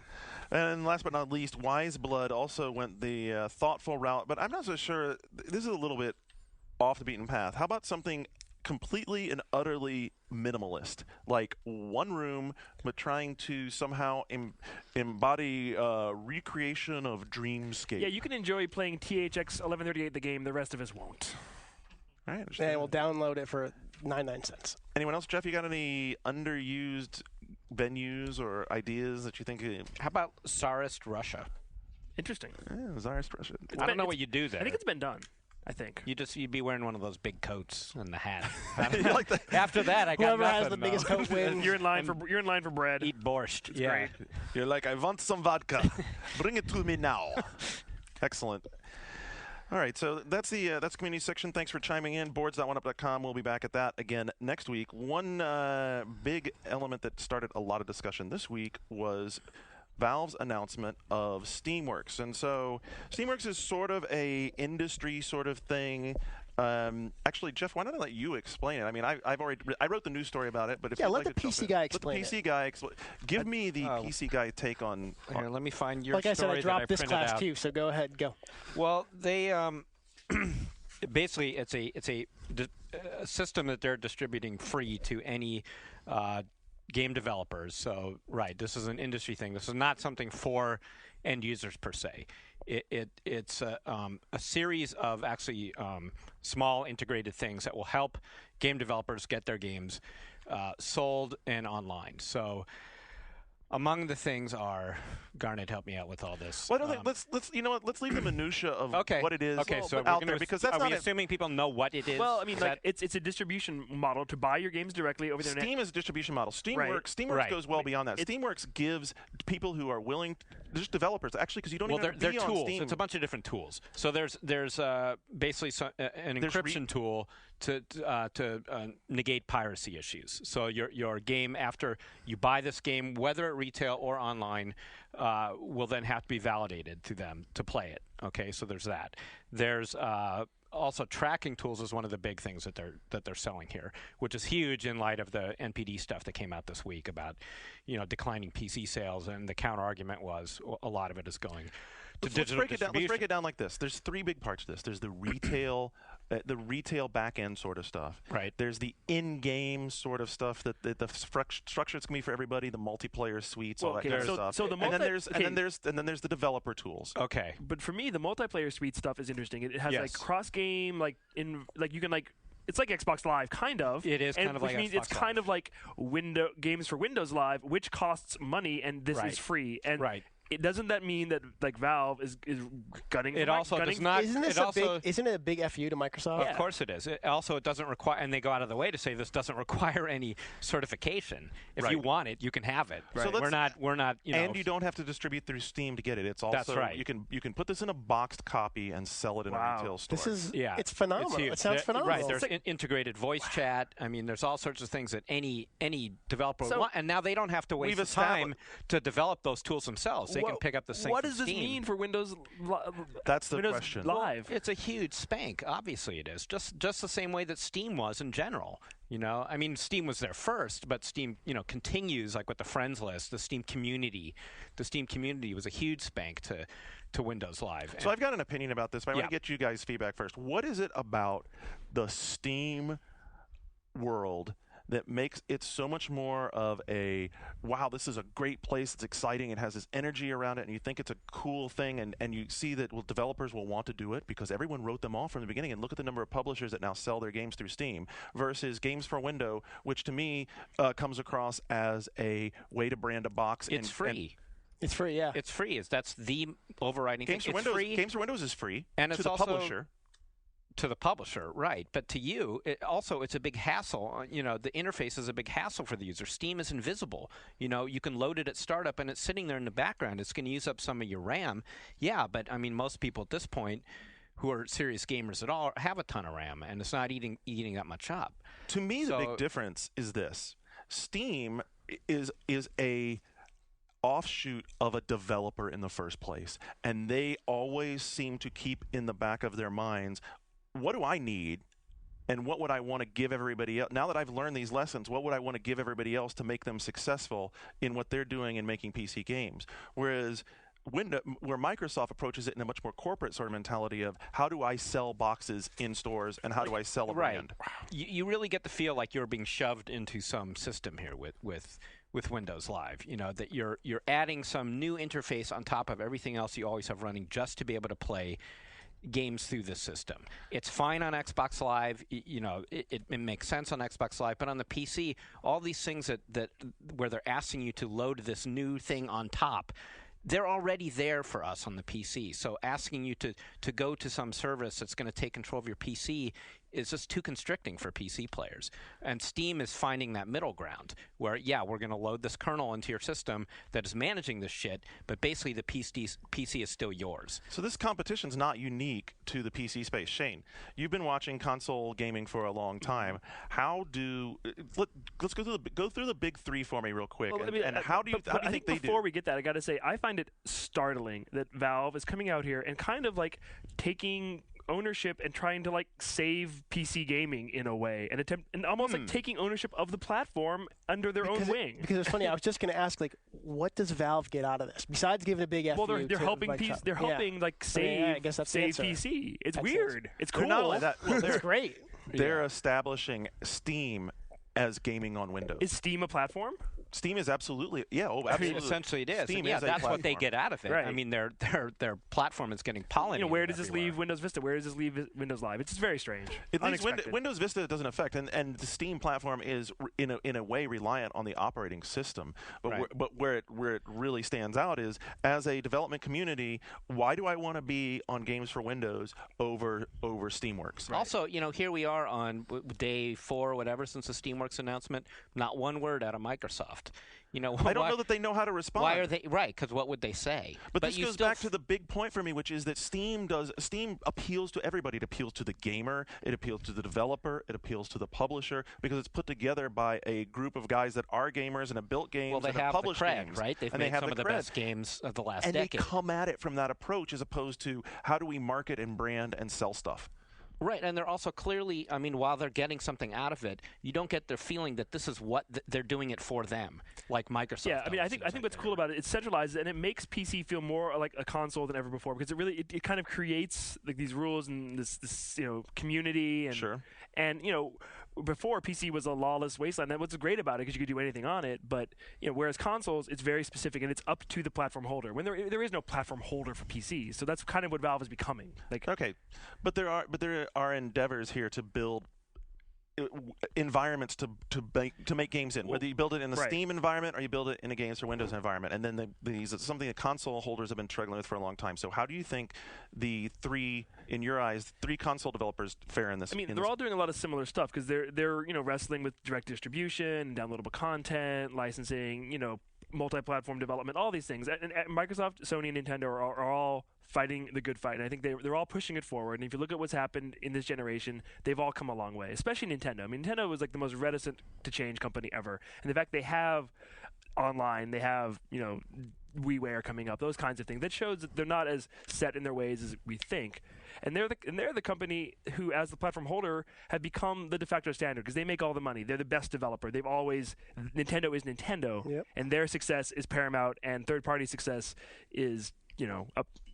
They don't take it or leave it. I got to say, though, that I got my Wii over Christmas, and I was stunned at how unfriendly it was to add friends and stuff. Well, like I mean, that. I couldn't believe it's so how complicated it's it so was. alien to Nintendo because they're so outside of normal, Well, the way people do they're things. worrying about the craziest scenarios of some, child molester or something getting on there. Right. That's their whole thing is built around preventing that from happening. So Right. that's why we have. It takes you 25 years to add a friend. Right. But Right, yeah, that's so, what I mean. I haven't added any yet because I haven't Exactly. figured it out yet. Exactly. But as a platform holder, Nintendo is the one to look at as it's their empire, it's their kingdom, and it's all about them.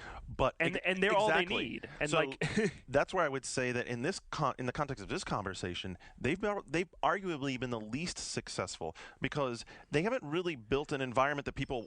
well, They've been the most successful for them. I would them. I would argue they're the most But successful. others don't flourish in their world. Take a look at what's going on with Wii. Is lots of developers are trying to figure out how to develop on the platform, and the ones that are smart have finally come to the conclusion that they have to make a dedicated Wii game. They can't just shoehorn Wii into ports or make PS2 Wii games or whatever. But even with all that, why has Nintendo not reached out and embraced these guys and helped them along? Why does Nintendo not? Look at the history of Nintendo. Their products always shine. It's Right. always about them. When Nintendo ruled the world in 1990 with NES, they would limit how many games you could publish every year as a third party because Right. they don't want the competition from you. They want to sell games. Exactly. That's never going to change. They're always going to be number one on anything. And that same That's their mentality, philosophy. that same mentality has hurt Sony on PS3 in the same way that the reason Insomniac and Naughty Dog games look so much better than everybody else's because they have first rights to all this technology and they have information that nobody else has and like Sony realizes, well, to compete with Microsoft we have to reach out to third parties. Our games have to be as good cross-platform. We need to help other people, so they're kind of forced to go in a different direction. Whereas Microsoft, they really need third parties to make their platform viable because their first party cannot compete with Nintendo and Sony. Just the sheer output isn't there. I mean, like when I found out that Madden was only going to run at 30 frames a second on PS3, I was like, how if I was Sony, I would have been flying every engineer I have down to EA and making them make sure that their version is just as good as 360. And it shocked me that they didn't take that initiative, something that's so powerful to their success of their console, a game like Madden, and they didn't. And from what I've heard, like the EA guys don't even know who their Sony contacts are. Hopefully that was 6 months ago. I hope that changed. But they didn't even know who their Sony contacts were. Yeah, but so ultimately, how much you need to reach out and rely on third parties to keep your platform healthy, that's the difference between these companies. It really is. Yeah. Jeff, how would you respond to that? Because I think that's a great point. Microsoft is doing both. They're failing with the Games for Windows initiative, and they're succeeding in large part on the 360. Well, that just shows you, what their emphasis has been for years and years. So, right? Right. I mean, and when Call of Duty 4 sells 10 times as many copies on Xbox 360 as PC, what does that mean? Right. Well, I mean, a game like that is always going to outsell, the PC version. It wouldn't have 10 years ago. At this point in the world we're living in now, yeah, for sure. And in fact, the 360 version of Call of Duty 4 was awesome. So that's the version I played. So wrap it up for gamers. If you're sitting here watching it, why does any of this matter? Well, everything matters. I mean, this is the continued success of these platforms and of the platform holders. I mean, Sega, they were a decent platform holder for many years, and they're not holding any platforms anymore because they made mistakes, big mistakes. I just think finally when I listened to you guys explain Steamworks, I was like, this could be gigantic. It's amazing. Like, I think we could be sitting a year from now and talking about like how this is changed PC gaming for a long time. I think we all know that digital distribution is the future, and Steamworks is on the bleeding edge of that. Right, so. And of course, all the tracking stuff will be huge too, because that's how that dialogue started earlier in the week, was that all the supposedly lost revenue of PC gaming, and yes, of course, there's been a decline. There's no denying that, but that a lot of it has gone, and the MPD actually came back and said, okay, yeah, our numbers do not account for digital distribution, and clearly there's millions of dollars that have gone that way. And it has to be accountable. You have to be able to prove, okay, we are succeeding. We are selling 1 million copies on the internet. Like, right. You have to be able to say that. You have to be able to document it, and Steamworks is actually going to be able to document PC gamers are going to be the ones using that before anybody else. They're going to be the ones using digital distribution because they're on the PC to begin with before anybody else. So Call of Duty 4 is actually a great example, because we don't know how much it's sold over Steam. Is it going to equal the 360 number? Of course not. But it may have sold a ton more than the retail number that we have. So we just don't have that number. As a gamer, for me, it's real simple. The big point to me is that when I see developers that are inside an environment where they're comfortable and they're being nurtured, they do their most creative work. They do their most exciting stuff. It's disappointing to me that Nintendo doesn't reach out and nurture that, because they have such an interesting platform to play with. This week we saw a little turn. In Japan, Nintendo and Tecmo announced that Nintendo is publishing Fatal Frame 4 for the Wii. Awesome. And it's like Nintendo reaching out to a third party and be like, hey, we don't make these kind of games, but you do, and we want to help you, and we want to publish it. So maybe Nintendo is finally wising up and realizing we can't do it all ourselves. I think that's why you see cool titles like Darwinia on Steam, and you can see more innovative stuff like that. And I want to see more of that on PS3. I think that's why you see innovation on 360 and Xbox Live Arcade. Yes? I think for me, it makes me happy that developers are getting more control and more power, and the publishers are getting less. The people who all they care about is the bottom dollar, whereas the developers care about creativity, and now they can control their creative process however they want it, distribute it however they want it, and that will lead to better games. And as a gamer, that makes me happy. Right. It's exactly analogous to the music industry, right? Yeah. It's what Radiohead proved with In Rainbows, right? Totally. If you give the artists just a chance to control their own destiny, they can do great stuff. So. Yeah, that's it. Perfect. Nailed it. We have some great stuff coming up in just a minute on the other side of the break. That would be the news section. We have new announcements of Facebreaker and all the way down to the Wii version of Civilization going on hold. Don't go anywhere. We'll be right back.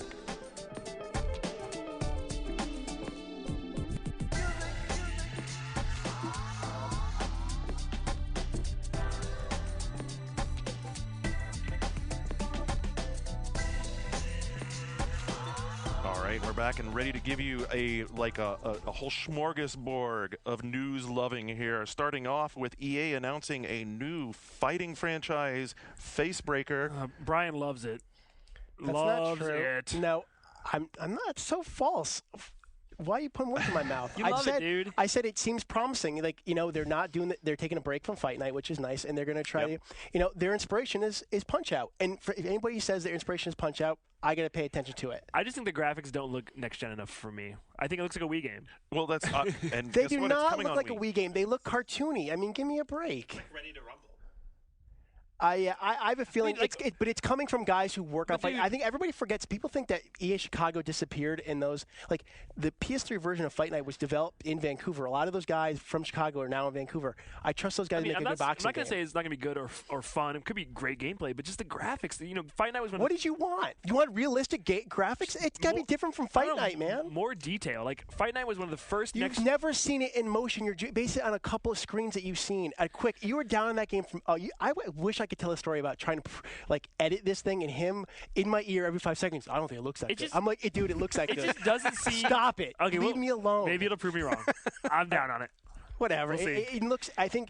Read the story in EGM. We have the first look on it. It sounds pretty cool. They've done a lot of research. They Okay, really is paid it attention to for Punch-Out. Wii? Because now I'm reading Yes. it is for Wii. Okay, so originally I don't think it was, and now all of a sudden, like the last second, they're like, yeah, it's for Wii, but the Wii version I believe is much later down the line. And the one you want to play. Wrong. So false, dude. False. You don't want to play Punch Out with the Wii controller. You're an idiot. Oh, the Wii version will just be mini games. Moving right along. Go ahead. Gran Turismo 5 will finally arrive, we found out, on April the 17th. It only takes 5 months for a expensive demo to come For a to $40 demo. You know what? Wait a minute. You've been on this game, how good it's going to be, and now you think it's just not worth it? I think it's overpriced. That doesn't make it any less beautiful. The value proposition is a little off for me. Oh, my God. 60 cars. 60 cars is cool. The value proposition is off a little bit for me. I do like the idea of the Gran Turismo TV feature, and I love car games. I can't help but be excited about it. I just hope that ultimately, after playing the Japanese version, that the collision detection and the racing gets better. I have a question. When do you think we'll get the full game? You know what? Actually, that's an interesting question. I'm not even necessarily convinced that we'll ever see a full game the likes of Gran Turismo 2. I think actually this series... That's sad. No, it's not necessarily sad because I think you're just going to see differing sorts of ways that they deliver that content. And maybe they'll be the ones that really embrace the whole... originally the game was just going to be you get this thing for free and then you buy the pieces you want. What's wrong with that? Yeah. How many... out of all the cars in my garage in all the various Gran Turismos, I only drive a dozen of them, maybe 10. What about the days when you could spend your all day getting a car and then trade it to somebody else? Or do you want that stuff? Leave that stuff for people who want it, and that's cool. And I think that Forza did a good job of exploiting that. With the painting shop and opening that up to creative people who want to spend their time. There are people who bought Forza 2 just to play Painter. Let people use it the way they want it, and I think that you'll see that is where that sort of game goes. According to computerandvideogames.com, Flow, your favorite game, coming to PSP. Not my favorite game, but True. I like it, and it is true. The screens look pretty and good. I'm curious how it's going to... I'm sure it'll play fine. You're judging that game based on screens? Well, it's the same game, but the whole idea of Flow. that is 6-axis control. But the whole thing was 6-axis control, so without that, you're kind of missing Exactly. part of the appeal. What's the point? No. Unless there's some new PSP I don't know about. Maybe it comes with Archer Williams or Archer McLean's Mercury control. Sorry, couldn't resist. If you've been, enjoying Undertow, that's the other game I played this week. Yeah, and Undertow. Thanks for the throwaway giveaway. Hey, it's free. Yeah, and that's about what it's worth. Oh. Ouch. The guys over at Chair Entertainment also picked up the rights to play Ender's to. Pause. Where is this developer based out of? Just curious. Oh, right, that's Utah. Oh, and of course. what is Ender's Game? Oh, right, that's a Mormon. That's a Mormon book made by Mormons. Advent Rising says hi. Mormons. Dead Rising. Advent Rising, which he made. Wait, Ender's Game is a Mormon book? Yes, it is. I've read that book. I don't remember, You've been indoctrinated. You've been brainwashed. Brainwashed. Really? Be careful what you put in your Kool-Aid. There's nothing wrong with Wow. Mormon books. Was my bar mitzvah all fake? No, it was before you converted. You should have at least several wives. Cool. Super Street Fighter 2 Turbo HD Remix, according to VideoGamer.com, is encountering some difficulties with the size limit on Xbox Live Arcade. That size limit being 150 megabytes, which is the ultimate download size. Shane, are you tuned in? You're nodding your head a lot. I'm keeping up with this story, yeah. So what's going to happen? I could give you the read, but you tell me. Specifically, they were afraid that 1080p graphics take up a lot of room, and they want to have a remix soundtrack, so they're afraid they're going to put the fidelity down to include both soundtracks, and they really want to get past that cap. And people think that Symphony of the Night got past that cap somewhat. Like, not sure how far past it got, but it sounds like Capcom really wants to extend this cap, and they're not going to let them. So that sucks. Well, the fear is that in order to be feature complete and identical, they're going to gimp the PS3 version where there is no limit, and that could have uncompressed music and whatever. So they haven't really said if that's going to happen. Why is Microsoft so against raising it for these games that, like, this is going to sell a lot of copies? You wouldn't be able to play it on an arcade system. Yeah. Much like you can't play Burnout Paradise online on a arcade system. I don't give a crap. Too Does bad not you're work. cheap enough to not buy them. Because of the hard drive I requirement. think that's terrible. Jeff, they keep telling us these kids are getting smarter every day, and apparently, 8-year-old Jenny with her DS has an R4 chip installed because 90% of North American Nintendo DS owners are using this infamous R4 chip to play pirated games. 90%? 90%. I think That's should bull. round them all up. Absolutely. 100%. Stick 'em in We're all camps. using it. I mean, yeah, like when this came out, like Goddamn kids. and I'm Ruining this country. I'm in the video game industry and know a lot of nerds of very unscrupulous morals, and yet I've only met 2 people in my entire life who have these carts. And you're supposed to tell me that 90% of American gamers Hey, look, have I'm these just carts? telling you, I saw that story this is and that what made the- no sense to me. This is what the Entertainment and Leisure Software Publishers Association, John Hiller, their manager, They got to fire their research guy. I mean, that's He says- ridiculous. Yeah, 90%. We're Maybe risking- 9%. we're risking the future of the games industry by putting legitimate retailers, wholesalers, and manufacturers at risk. Okay. The Yeah. risk. Thanks, bud. Writing stories on shrooms there. And also, my head's on fire. This story was written at Burning Man. So we talked earlier, or we kind of joked and beat around the bush on this a little bit. Mark Rain, while talking about a Call of Duty 4 match, said that he's a real fan of the PC, but yes, consoles are definitely stealing a lot of hardcore gamers from the PC. So I'm glad he said it, so I don't have to. Yeah. So Sean Elliott won't yell at me. Well, whatever. I mean, this is a little bit of dog bites man here, right? I mean, we know this story. you think? I mean, yeah. I'm not even sure that I. It sounds to me like Mark Rain just finally turned on his 360. He's like, look at all these people. They're playing Welcome games. to 3 years ago, Mark. Hi. Yes, it's true. Kisses. Yeah, but still love you. Still want that next cover. Oh dear! Our good friend Dennis Dyack is apparently out to help the Canadian economy because he's going to expand the staff at their Ontario-based studio. He's going to add 80 personnel. So, 80? does that mean it 80? won't take 10 years to make 2 Human 2? It means he won't take 80 years to make 2 human. That's going to be a lot of unique swords to forge. Because if you stay at Silicon Knights for, I think, 5 years, Dennis makes a unique sword for you and presents it to you in a sword presentation ceremony. I was there Are when you they were kidding? doing it. No, I was You're there and not they did it. It was pretty amazing. Did you get your sword yet? Have you received Dennis's sword yet? Oh, there we go. That was inappropriate. I'm just asking you. I mean, do you have his sheath? Too human? Better than Phantasy Star Universe. Confirmed. Just thought I'd tell you that, Brian. Wait a minute. Where did that come from? You're a I big compared hater. it to Phantasy Star Online. You were comparing that the multiplayer's going to be better than Phantasy Star Online, which is a crime to even say that when you've never seen 2 Humans multiplayer yet. Correct? If you don't say that, Mark McDonald's going to fly here from Japan and pound your face. We'll see. Oh, my God. You make me sick. Go ahead. Well, however, Facebreaker may or may not turn out, and I'm not talking about Mark beating the crap out of Shane. Actually, I'm going to message him and remind him that he has to listen to this, that you said that 2 Humans multiplayer is better than Phantasy Star Online. Wow. So, Oh, my God. It's so unfathomable. I'm just go next story, because I just can't believe he would turn his... you broke, my segue was broken, but it was beautifully broken because the PSO love is flowing. Anyway, I still love it. so kudos going to EA. Kudos to Yoda, former Fight Night champ.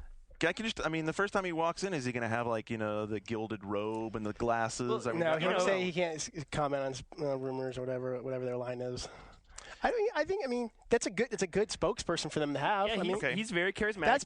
He's going to take the Peter Moore role eventually, and right? Here the thing is, they're saying like he's gonna be responsible for Gears of War 2 or whatever the next Gears game. What do you think he's going to be like making it? I mean, he's going to be talking about it. My joke has been they hired him to pretend to have made the game, and I think that is partially true. We'll see. I don't know.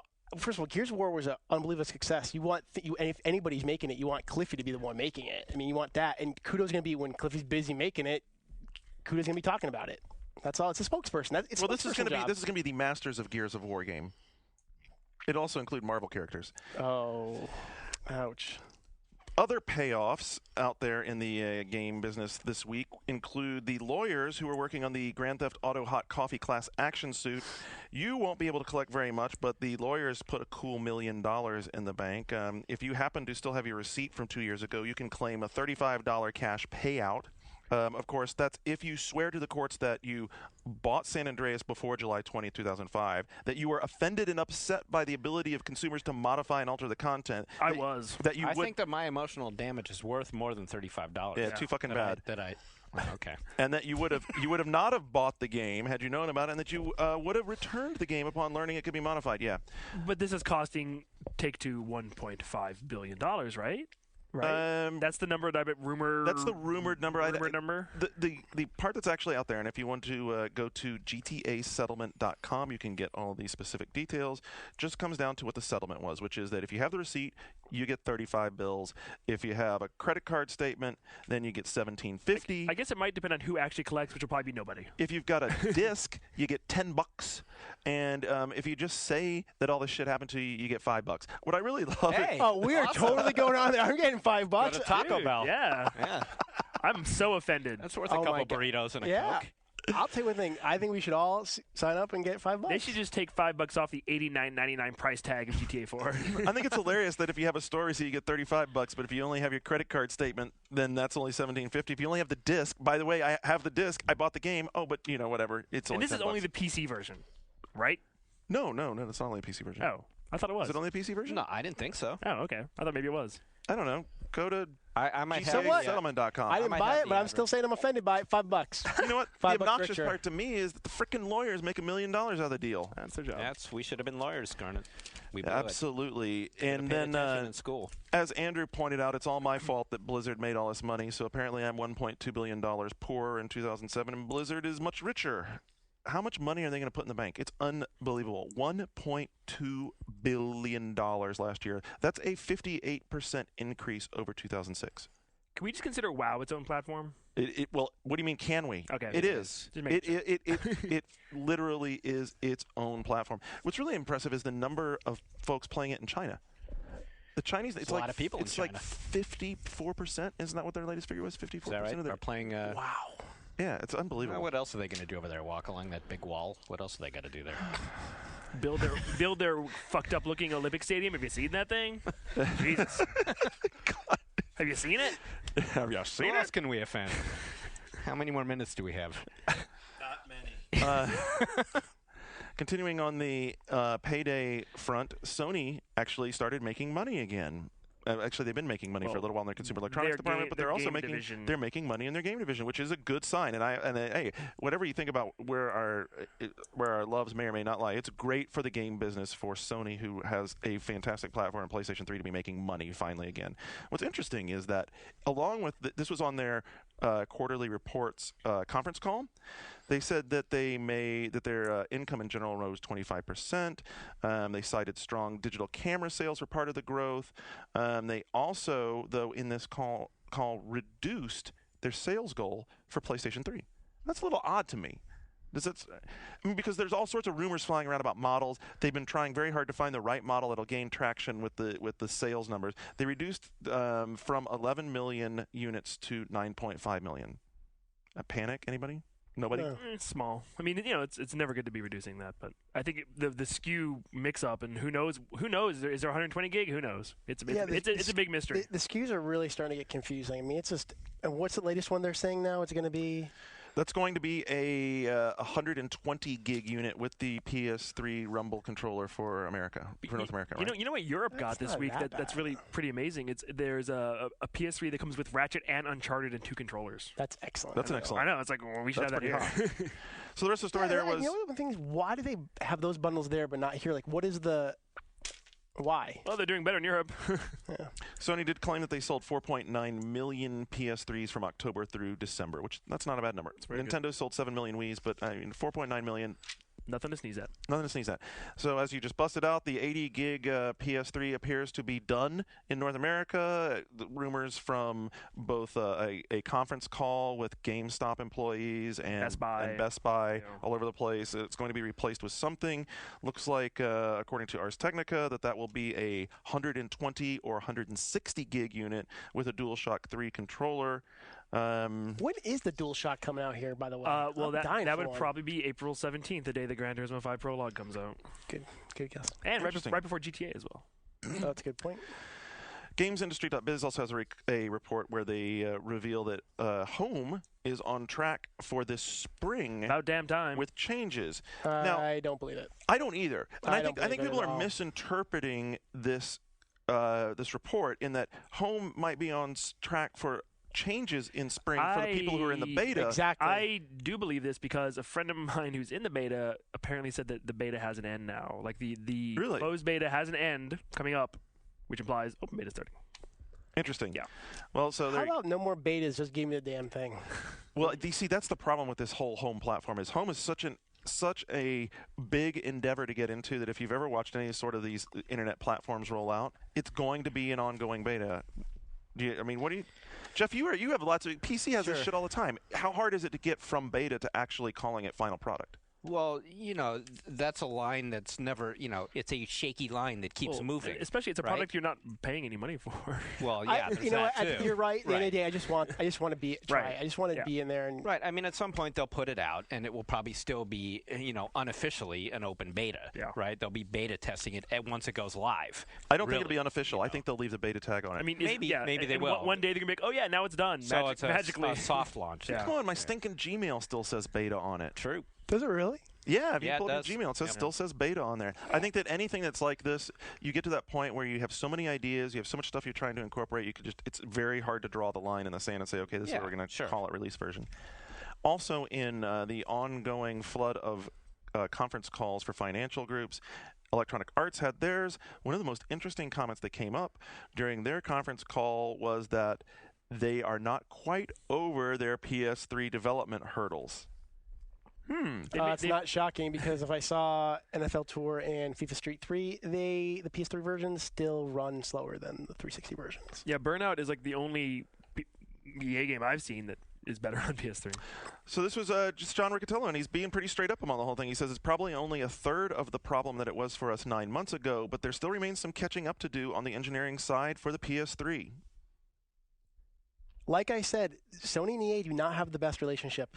They do not. Those days are gone, and EA is very friendly with Microsoft. I mean, Brian, if Madden runs at half the frame rate on PS3 this year, what are you gonna do? I wouldn't. I mean, it's unacceptable. I mean, that's just unbelievable that would even be a problem. I'm shocked it's happening now in NFL Tour and FIFA Street. I mean, that they're running slower. Neither of those games. I don't know if it's 60-30, but it's definitely a difference. Well, you shouldn't play either of those games on any console. True. But I mean, it's just. I think that you'll see. I think you'll continue to see. I want to know what happened with Sony and EA that they don't have the relationship they had during the PS2 days. That's what I want to know. You really have to ask. They put Madden on live. I don't think that's just the reason. I don't think that. Seriously, you don't think that's the reason? I don't think that's the main reason. I think it's Microsoft threw a ton of money at EA to make sure that they're like the lead, or that it's a pissing contest between the two companies. Madden never made it onto Dreamcast.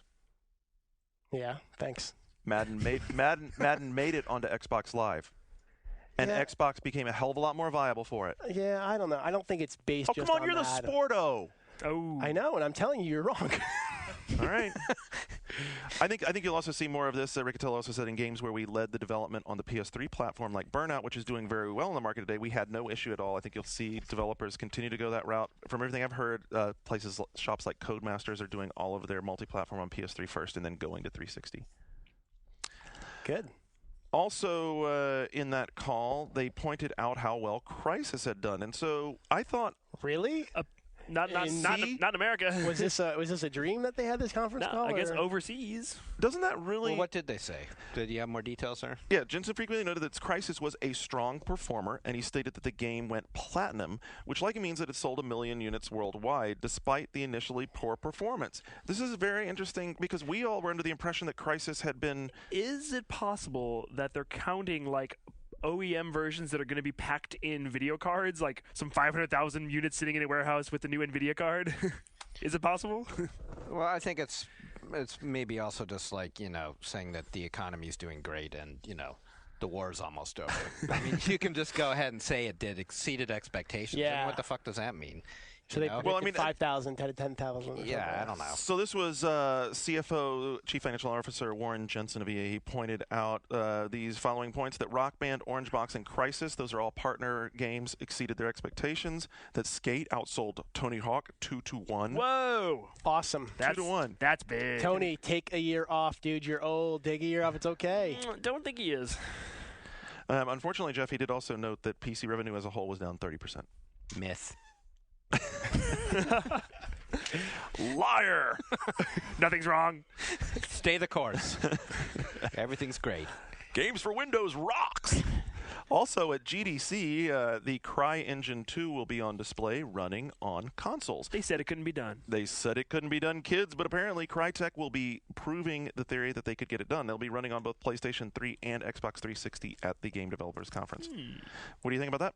Hello, Crysis port. No one is surprised. Yeah. It's about time. Now we move on to the Nintendo segment of the show where... It's a me. All right, you bust the story out there? I don't know what you're talking about. Miyamoto talking about the past and the future. He's looking back at the GameCube and hints at some future ideas. This is in interview in Famitsu's Gala 1000th issue. Take it away. I don't have the story in front of me. he says, oh, I'm going to make more games for the Wii Balance board. That was really, he's going wants to do more creative And guess what? things. More Marios and more Zeldas. Who'd have Holy cow. There's nothing wrong with that. All right. I'm all for Mario. In fact, today I thought of what needs to happen. Sega of America needs to publish Ollie King and whatever the snowboarding arcade game was. There are these arcade games. Ollie King is a skateboarding game where you're on a skateboard. It's by the people who made Jet Set Radio. Has the graphics like that. The music, the same guy who did that. Never came out for any console. That's made for the fucking balance board. Make it happen, Sega. Good point. Here, here. Miyamoto. I'll give you money for that. Thank you. Oh, you're giving him the money I gave you? No. But I figure I'm going to make so much money in my Dead Rising 2 that I can support him. Become my own Steam or whatever. Steamworks. Cleveland Steamer Works. Yeah. You're from Cleveland? My family's from Cleveland, yeah. I'm going to leave Miyamoto's name out of any more of that. He talks about doing some, games you can carry with you on your DS and gaming in new environments. Yeah, I don't like that. Really? Why? It's about like walking around with your DS and you get hit by a bus. I don't know. All right. Well, if you're worried about him not doing Mario and Zelda, he says that don't worry, I'm making them all. Surprise. I'm okay with that. And you know why he's making them all? He's making them all because, as we saw, Japanese gamers stand in line in tremendous queues for Smash Brothers. You build it, and they're going to come line up for it. Yes. So according to Famitsu, the Yodobashi camera shop in Shinjuku had more than 300 people lined up ahead of time for this game. It's unbelievable. Yeah. Now, we know how great it's doing there. At least initial sales, big queues. Sold out. Initial response seems to be some people aren't so happy with it. These people. These are the hardest. I'm just throwing it to you, Shane. Smash Brothers fans. Like, I am a Nintendo fan. A big Nintendo fan. I grew up with Nintendo. My copy of Legend of Zelda was signed by Miyamoto. And you know what? When I find out that Ridley isn't in Smash Brothers, I don't get upset. When I find out that Sonic the Hedgehog's stage is Green Hill Zone, I'm not surprised because, you know what? That's the stage you associate with Sonic the Hedgehog. Smash Brothers fans are crazy. I hate them. I don't want to read anything any of them have to say. And on that note, that's my rant against crazy Smash Brothers fans. I hate them. Wow. And they're probably not too concerned that Civilization on console is apparently on hold. No, for they Wii, are concerned so- because a lot of these are crazy Wii fans who just like want every game to be on Wii and try to pretend like horrible things are good. That port made no sense to me. No, I think Really? it made a little sense because you have a pointer, but To do what? in terms of the graphical fidelity in a game like that, you really need high res. You do. You do. You High. You need the high res. So you have an update for us on Brittany's condition? Is she all right? She's as of Is there tape- like a Britney watch on the show now? Skip is going right now. As of taping, she's still in the hospital. Apparently, her mom is fucking her boyfriend. Which one? What? That's the question. Which one? Osama or Adnan? Who knows? Do you have a favorite? Do you have a? What do you think? I think Adnan is less pernicious I to her. didn't sign on for I didn't sign on for this. He just shut me. I didn't sign on for that. Yeah, Brian, let's talk. Let's talk about this PC gaming. Let's talk about those RTSs. I'm not even going to be here next week Oh, because I'm going to be at DICE. there you go. And you'll have the tip for us from Dice when you get back. It's right? going to be nuts. Next week we'll have Sean Elliott on the show. Brian, we got to come up with who do we want on the show with you and me and Sean? I don't know. Let's think about it this week. We'll come up with someone good. We'll have a good second segment. Catch up with us at boards.oneupcom.com. And if I don't appear on next week's, conspiracy, whatever again. So next, we'll see you next week. Good to have you back. Thank you. I'm glad to be back. I'm glad everything worked out pretty well. Yeah. For Brian, Jeff Green, Shane Bettenhausen, Andrew Pfister, this is Garnet Lee. Thanks for listening, and we'll see you next week.